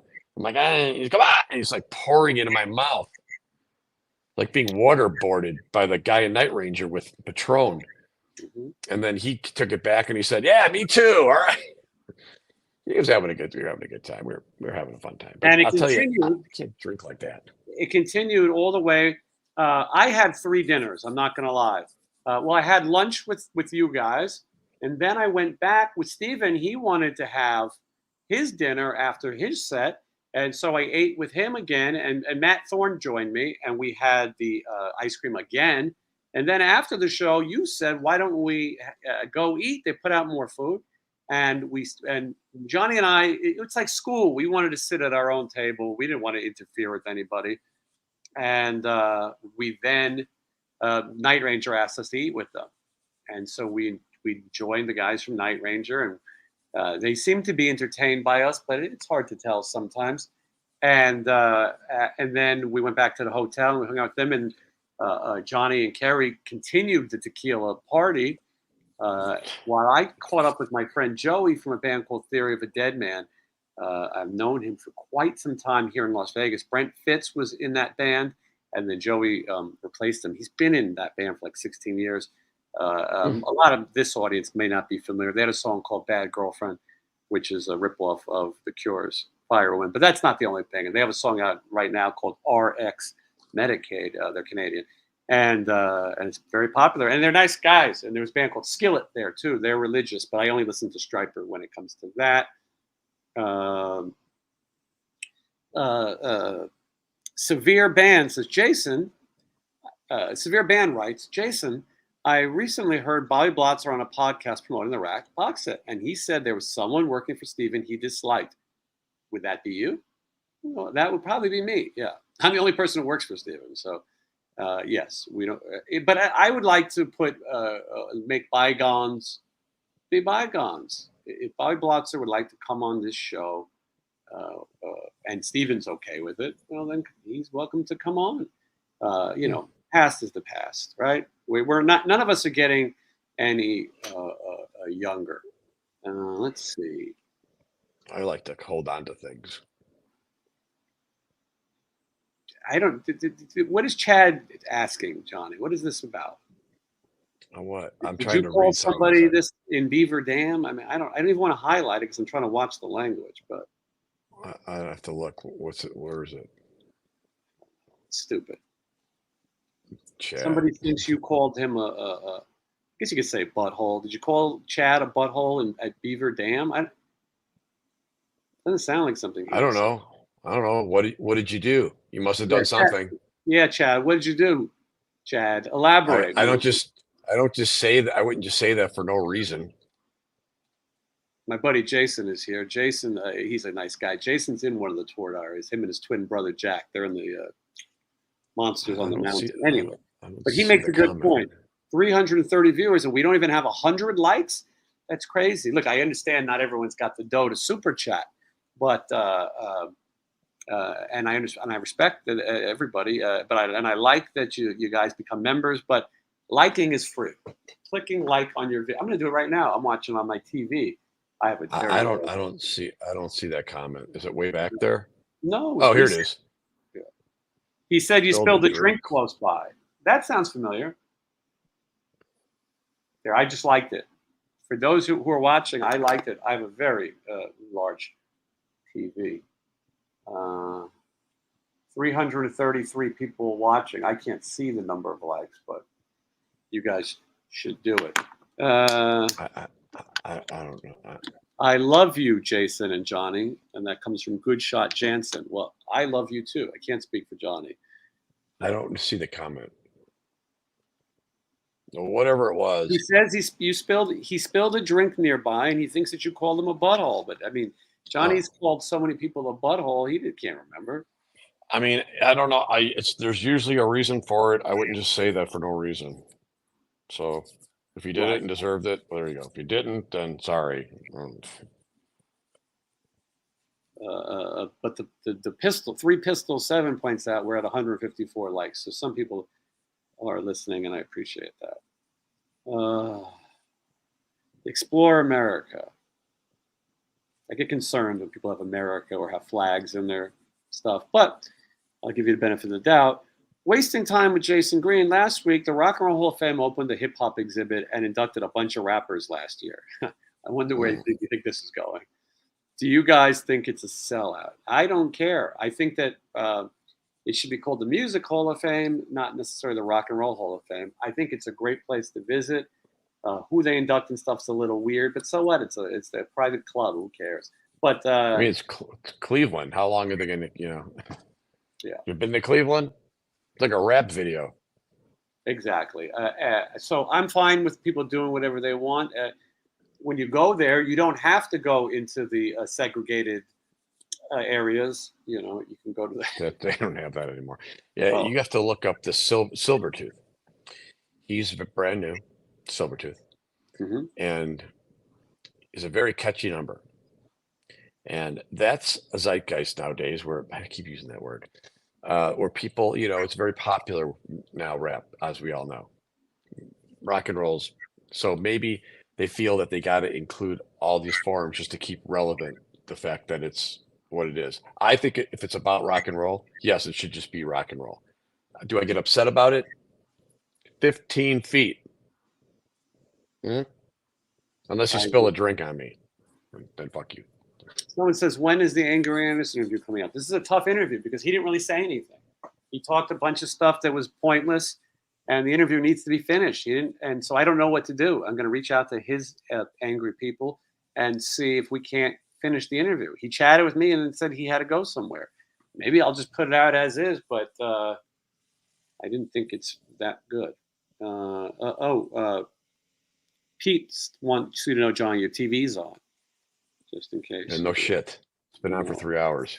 Does Steven get paid the same as an opener as a headliner? Yeah, pretty much. I mean, Steven has a fee, and people have to meet that fee. It doesn't really matter how long or what time or what place. There's a fee, and sometimes it's more, not less.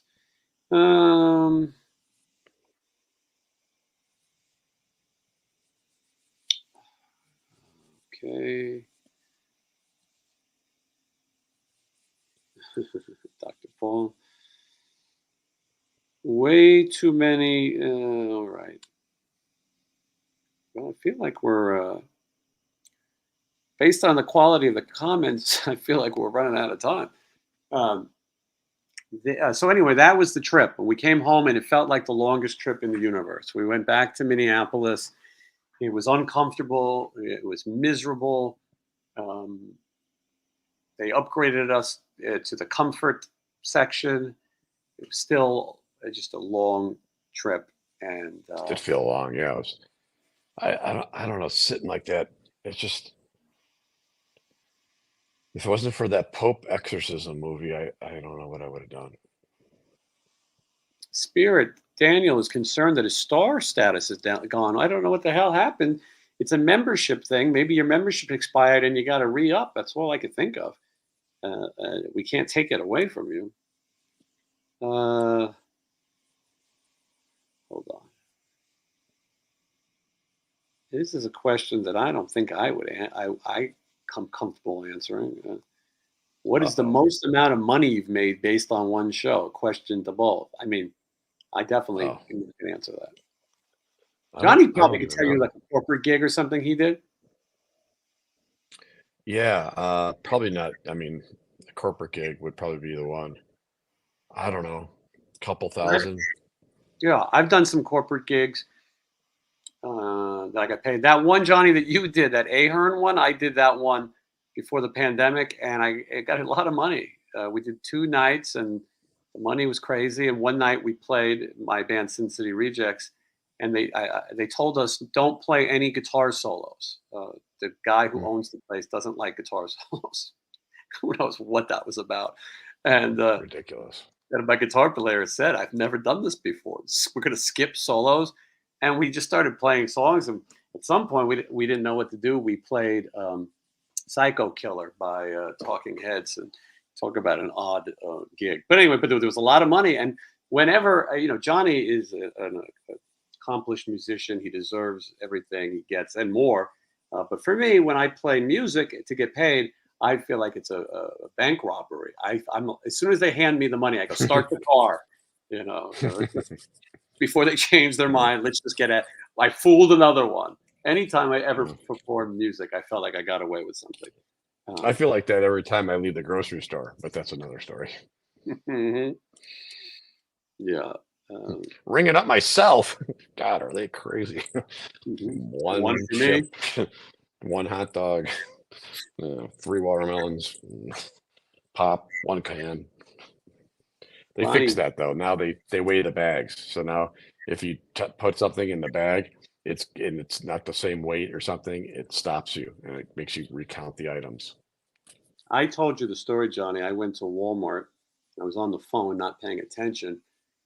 I have diabetes, and it does affect your mind and memory and everything else. And I was packing my groceries, and I packed them very nicely. I rang up everything. I did not skip any items. Rang up it, bagged it. I wheeled it out.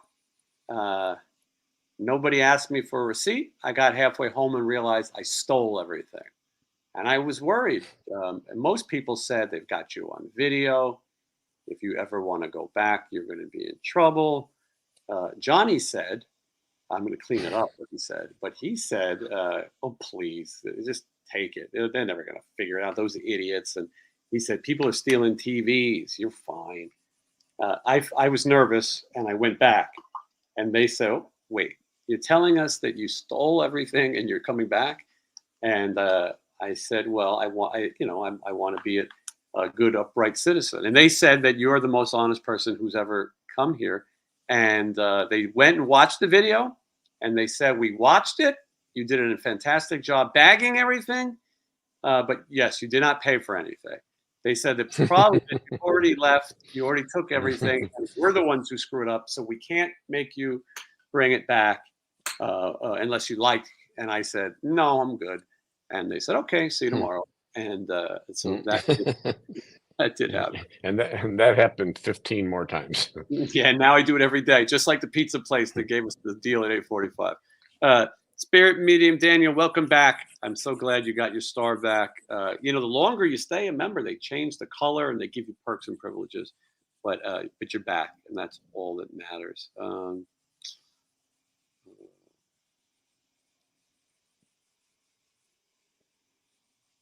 know what this is. Johnny, you want to try to make sense of this? Everybody thinks I'm underpaid. No, Johnny, read this comment. Except my mother. What comment? Which one am I looking at? It's on the screen.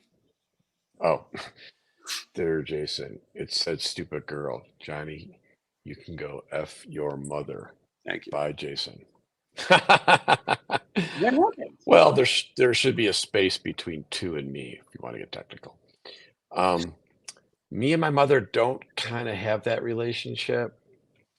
Plus, not that there's anything wrong with it. Not that there's anything wrong. Was it the same person that said I don't smile? I think so. Well, that's and then there's a kiss and a heart, kind of like later. Catch on the flip side. You could have had all this, bitches, like that. Mm-hmm. I'm sure she's an exhausting person that I would be completely not happy with within 5 minutes. Mm-hmm. So shut up, stupid ass. Mm-hmm. Well, and you leave my parents out of this, you whore. You could say that, right? I think so. Todd says, Jason, you took my wife. Oh, wait. Sorry, there's more. You took my wife and my picture in Beaver Dam, Kentucky. Tell Stephen I saw RATT July 13th, 1985. Oh, hold on. I'll call him now. The same day as Live It, I was in the front row, got crushed against stage. I was 14. Well, thank you, Todd. I'm glad I took your pictures of you and your wife. And I'm glad that you're a fan and that you're watching the show and all of that stuff. Thank you. Take my wife, please. Mm-hmm. Exactly. All right. Come on, dude. Be respectful. You guys, Who said that? That's Fidel Castro. Who said Fidel that? Castro. You guys, who is he saying that to? I have no idea, guys. When you comment, you gotta Yeah, you. Oh, I've met Desmond. He came out to one of my gigs. Yeah. I don't. I Um, mean, we see it out of context sometimes when you comment. right. Be respectful, like to the people that are being disrespectful to us. We should raise above, Johnny, rise above. he might not be talking to you. He might be talking to sometimes in the chat they're talking amongst themselves. Oh, to the other people. I think it. Desmond, there's no talking with some of these people. They are lunatics. Not all of them. Most of them are fine, and we all get along. We have fun. But Why there's does this always going to be channel someone. attract all the wackos? I attribute that to Johnny. Yeah, see, he's referring to Dead Tone. He's saying that's you. So you have to specifically say that, or else they'll think we might think you're talking to us, and then Armageddon. It's like my sock drawer. Exactly. Johnny versus Donnie Fee in a fight is a stupid question. What rock stars wear wigs? This brings me to an interesting thing. Ace Frehley's tour manager got into he got drunk and he got disorderly conduct and he got intimidating. Michelle is more expert on these type of charges than I am, but anyway, he's in trouble, and he may or may not have a matching thing with somebody else that he works with. But anyway, Metal Sludge, Stevie over at Metal Sludge, he ran a story about what happened, and he showed the mugshot. And I guess people messaged Stevie and said that you're making him look bad. I think he did a job of making himself look bad. And that it's hurting him and his business and blah, blah, blah. And they wanted Stevie to take it down, which he will not. And you know what? You do stupid shit. Yeah, stupid ass. Yeah. Johnny. Someone said I look like Waldo. That's not true. From the Van Halen video? Yeah. Johnny, did you ever... I know what they're going. I don't even know what this question means. Did you ever record any solo stuff as vocalist of Enough's Enough? What does that mean? No, I never. I'm not on any of the studio albums. That was part of the reason why I decided to leave. But there was one time when we recorded, and we spoke about this before. It was the theme from that show. Believe it or not, I'm walking on it. Greatest American Hero. Greatest, yeah. And then I did record it, and it sounded really good, and everyone liked it. But then I guess Chip got cold feet, talons, and then brought Donnie in, wasn't in the band at the time, and just had him sing it, and because he wanted that voice. And I agree. I mean, he's got a great voice. And I heard both versions. Mine didn't sound that bad. I thought it would have been fine. And fast forward to today, what's happening now? If they could do that, sure, whatever I did was okay. But I don't know if they use it. I think I have it on my computer somewhere, or you can look it up. But there's a version out there. I don't think you'll find my version. But no, I never recorded anything in the studio with them because I was never asked to do that. They just didn't like me quite enough. All right. Okay, so I don't like him either. Stupid ass. By looking at the clock on the old funhouse wall, we're just about coming to an end. We've been here for 1 hour, 54 minutes. Super chats were light tonight, Johnny. They were light. But that's okay. I still appreciate everyone who was watching. This Friday, there'll be a brand new interview on this channel, 10 a.m. Pacific Standard Time. I'll be hopefully watching it with you. Steve, Johnny and I will be in another part of the country, but you're either going to see Spike from the Choir Boys or Whit Hertford, who is the kid in the Lay It Down video. He's also in Jurassic Park and a million other movies and TV shows.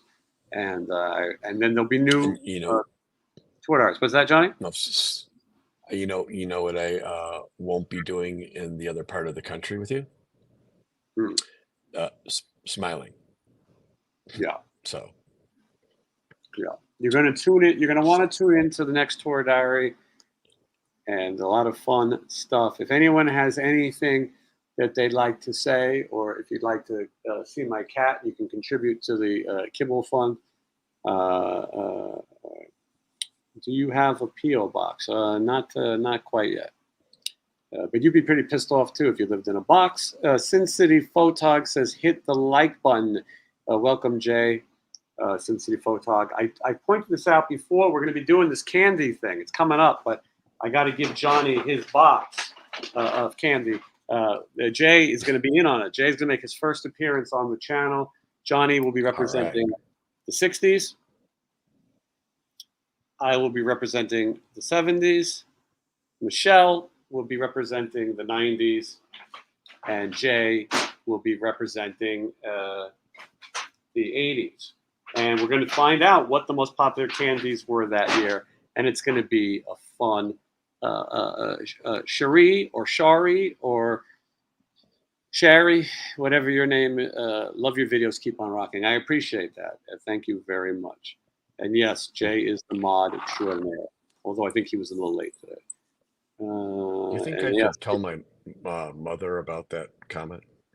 Which one? Oh, yeah. I'm sure she's watching.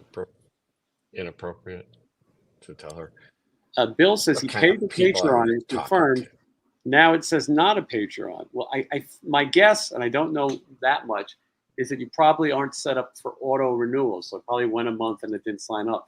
I will tell you with that Patreon, if you want an inside tip, if you pay for the year, it's a lot cheaper, I've learned. And we're going to have Jay is pointing out he's been here since 6:10. He just wasn't needed to police people. But thank you, Jay. I'm going to skip some of these questions. Just tell Jay to start throwing people out. Yeah, it's he may have been. Don't fall for all of these. All right. So anyway, I'm thankful for all of you tuning in, and thankful that Johnny was able to come. Oh, Johnny says Jay says he's been banning left and right. They see we're not seeing it. I love it. Yeah. I love it. He's so reserved. You would never expect it. I love it. That is true. He's very quiet about it. So all you pieces of shit that are getting thrown out, that's what happens when you talk back. Not your show. Lot more. Not your show. Hold on. Just as I was about to leave, the great Marshab 1104 says, "We are Johnny hook that makes up for the mother comment from the guy." Listen, whatever you said, Marcia B 1104, got it. Thank you, Marcia. I love it. I love knowing I'm not the only one drinking. Yeah. This is Gene Simmons. Dave Collins is saying I look like Waldo. I don't know. I mean, this is the beginning of the Josh Todd cut. You need to grow it in as it comes. So it's going to be a little longer back here. Dead to Me, it's not Dead Tone, is back. What's happening? I didn't see it. What's it say? It's on the screen again. Oh, don't you puke? Oh, okay. You puking yet? Oh, tell your mother. I said, for Jason, not you, you moron. I still don't know what that means, but you are getting better with the English. My mother, I don't know if she would appreciate that if I told her. She probably wouldn't understand it either, because if anyone's a moron, I think it's the guy who wrote this. Am I right? We'll have to Jason, he's praising you, not me. Just so I know, I'm a puke. I'm guessing that's an adjective. Well, we'll have to have your mother on and see what she thinks. Yes, that would be good. And Jay, can't we? Is there some way to I would really, because we're right here talking, and this is like some made up guy that makes. Well, we should point out we have to be careful, because sometimes people who enjoy the show still say something stupid. That guy is only half stupid. He liked me, but yeah, we have to be careful. When I was a kid, I used to watch public access TV in New York. Anyone could have a show. You go pay $50 and you get out a show, and then the whole thing would be people falling up and cursing and hanging up. And that's kind of what this is turning into, and I enjoy it. Listen, Bonnie B, Kitty Kibble Fun, love the content. See you in York. Thank you so much. I appreciate that. And because you have contributed to Bitsy's Kibble Fund, I will let Bitsy make a rare appearance. Come on, Bitsy. Come on, baby. I think they're jealous. I woke her up just to be here. Bitsy's, in her hundreds. Yeah, that's right. She talks, and she is a retrieving cat. I've trained her. I can train any cat to retrieve. She just chooses not to. She can do a lot of things. She can read and write. She chooses not to. But she's very sweet, and much like Ted Nugent, I don't like traveling because I hate saying goodbye to Bitsy. But she knows that when I'm leaving, she's going to get extra food. When the suitcase comes out, she knows that she's going to get a whole variety of kibble. And thanks to you guys for supporting the Kibble Fund. And then when I go on the long trips, which is we have a long one coming up, Michelle will Bitsy sit. Okay, Bitsy. Bitsy, a lot of people are concerned that I don't talk enough about females on the show. I know. What can I tell you, Bitsy? They're idiots. I know. Or incest. No, I don't. That's a word we probably shouldn't say. Oh yeah, you probably can't do that. Yeah. Old, young, old. Isn't that kind of like your mother is so fat? That's like a yo mama joke, right? Yo mama. You tell your mama. How fat is she? Sean mentions your mama's. The Robin Bird show used to come on Channel J, Public Access. I loved it. I'll talk about that another time. I got to meet Robin Bird. Listen, you puke. I'm tired of you coming out here think you're so fun. Because Jay is all right. Now you're a little bit. Yeah, bit. Bitsy is 17, I think, now. For the people asking. I mean, sometimes I want to. Johnny, any idea?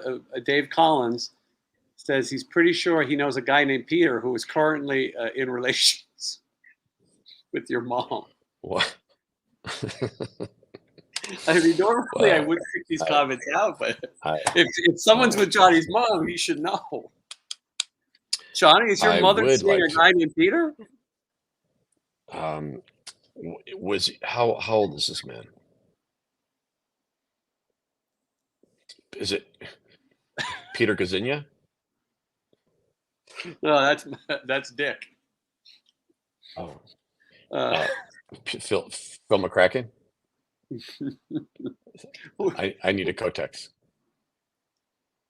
Puddles on the Moon by P.P. Longshot. You're such a dick. Your mother. You're stupid. Vomit. We like Jason. You're an idiot. In all fairness, I have money.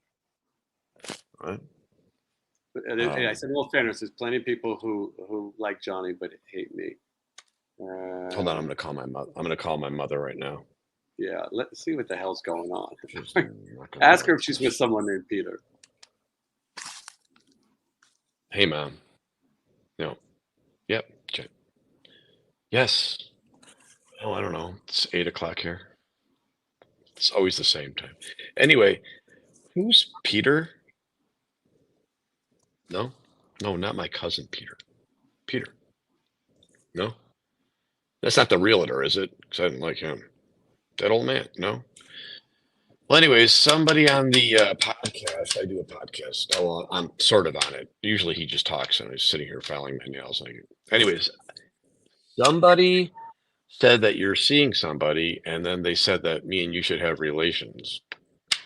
No, I didn't say it. No, not like Cocoon. What's wrong with you? No, I know they're sick. They're sick people. They live over here in this part of the map. Yeah, they're not from the Midwest. So I don't know. Someone just said that I should stuck you. I didn't say it. I know it's terrible. I know. I get it. He's dead. I understand. No. Anyways, they mentioned someone named Peter, and I just thought maybe there was something going on that I didn't know about, Tinder or something. I don't see you on Pinterest anymore, so Craigslist. No, I don't think Craigslist is a good place to sell anything because they got to come to the house. How are you going to let them in the gate? No, you got to let them in. There's a coat, right? You don't know what you're getting. No, not like Cocoon. Well, anyways, I just wanted to know about what they said and if it was true. Because this guy, I don't know, some piece of human garbage. I told you about the people out here. Everyone's horrible. How many times I got to tell you, people are inherently evil. They are. No. No. How many times do I got to be disappointed? I don't have any friends. Jason's fine. He only likes me because we have an easy way to Venmo each other. Zelle. Shh. Okay. Anyways, I'm gonna go. I hope you're. No. Yeah, I'm leaving Friday. I don't know. New York. Right.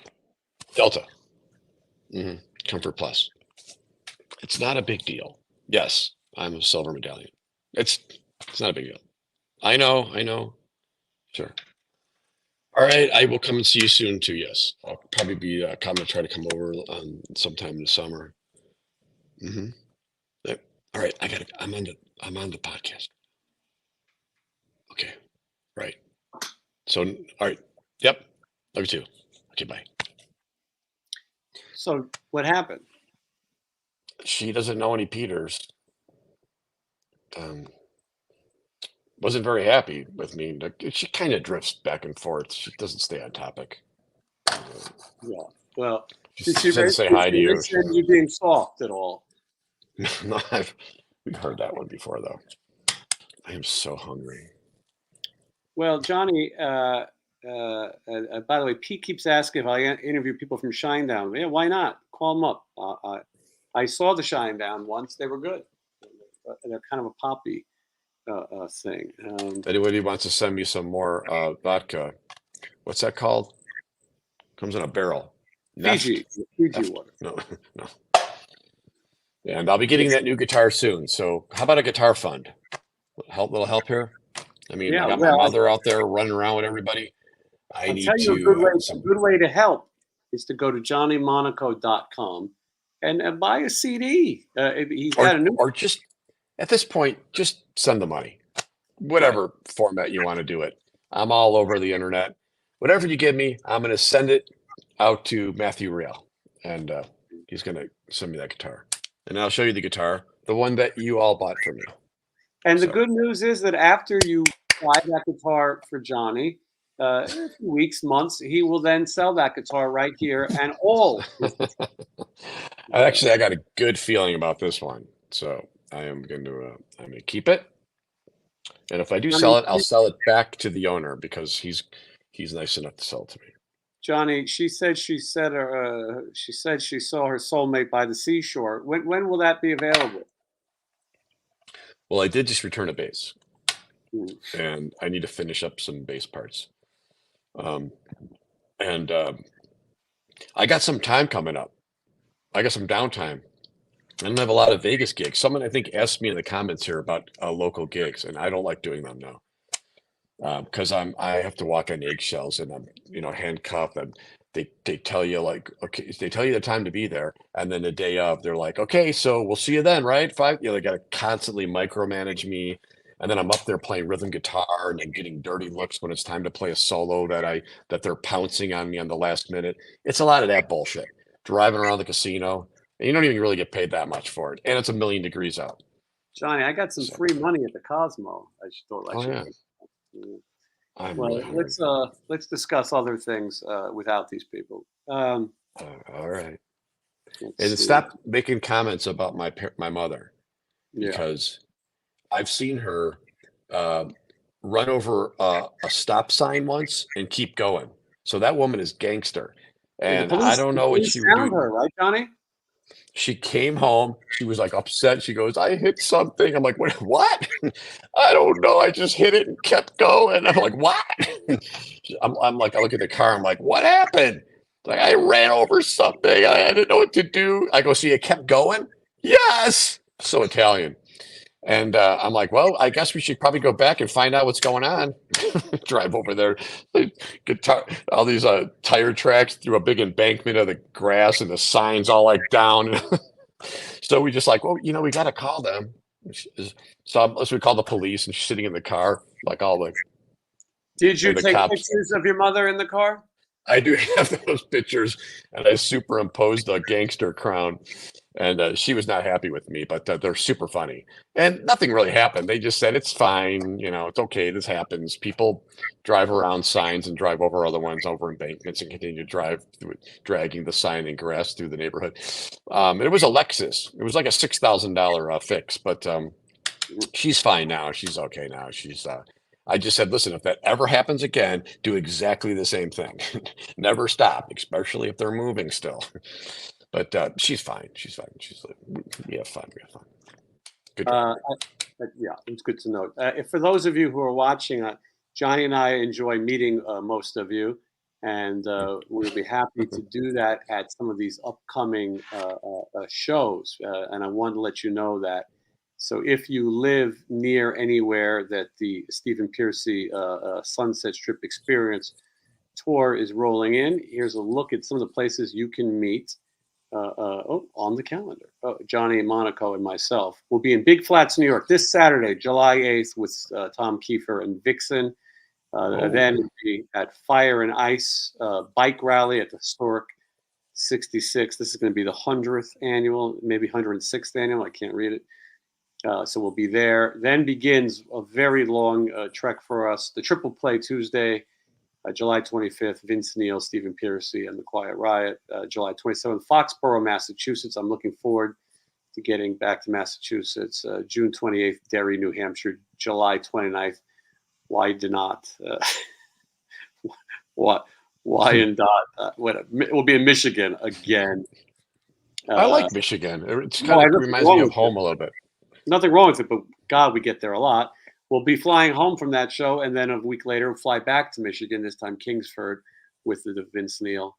August 5th, Ashland, Kentucky, Hannibal, Missouri. Anyway, if you live in any of these places and you'd like to be on Waste Some Time with Jason Green, feel free to come and hang out and drive me and Johnny around and take us through the drive-through and all those other fantastic things. I appreciate you all watching.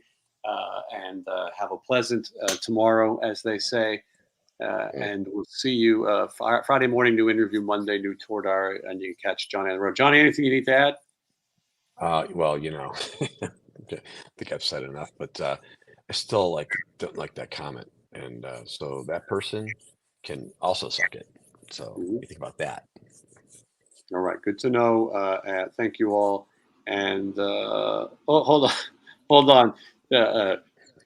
Dead to me. I wanted to just say one more thing before you leave.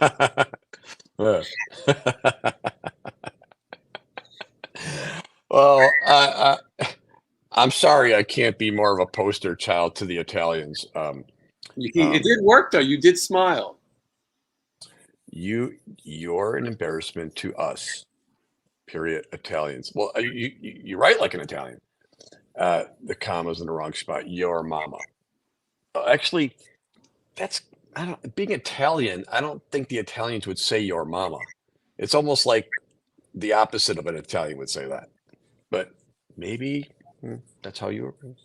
And also, if you were raised right as an Italian, you wouldn't bring that in. But I think it's just some stupid ass, probably someone I know, a real stupid motherfucker, like a real unfunny piece of shit. Johnny, Like, oh, sorry. Don't threaten them. No. I was just saying it could be that, or it could be just a wonderful person who really means well. It's all right, Johnny. All this talk about Italian makes me think we got to talk about dinner. I will see all of you later. Thank you for watching, and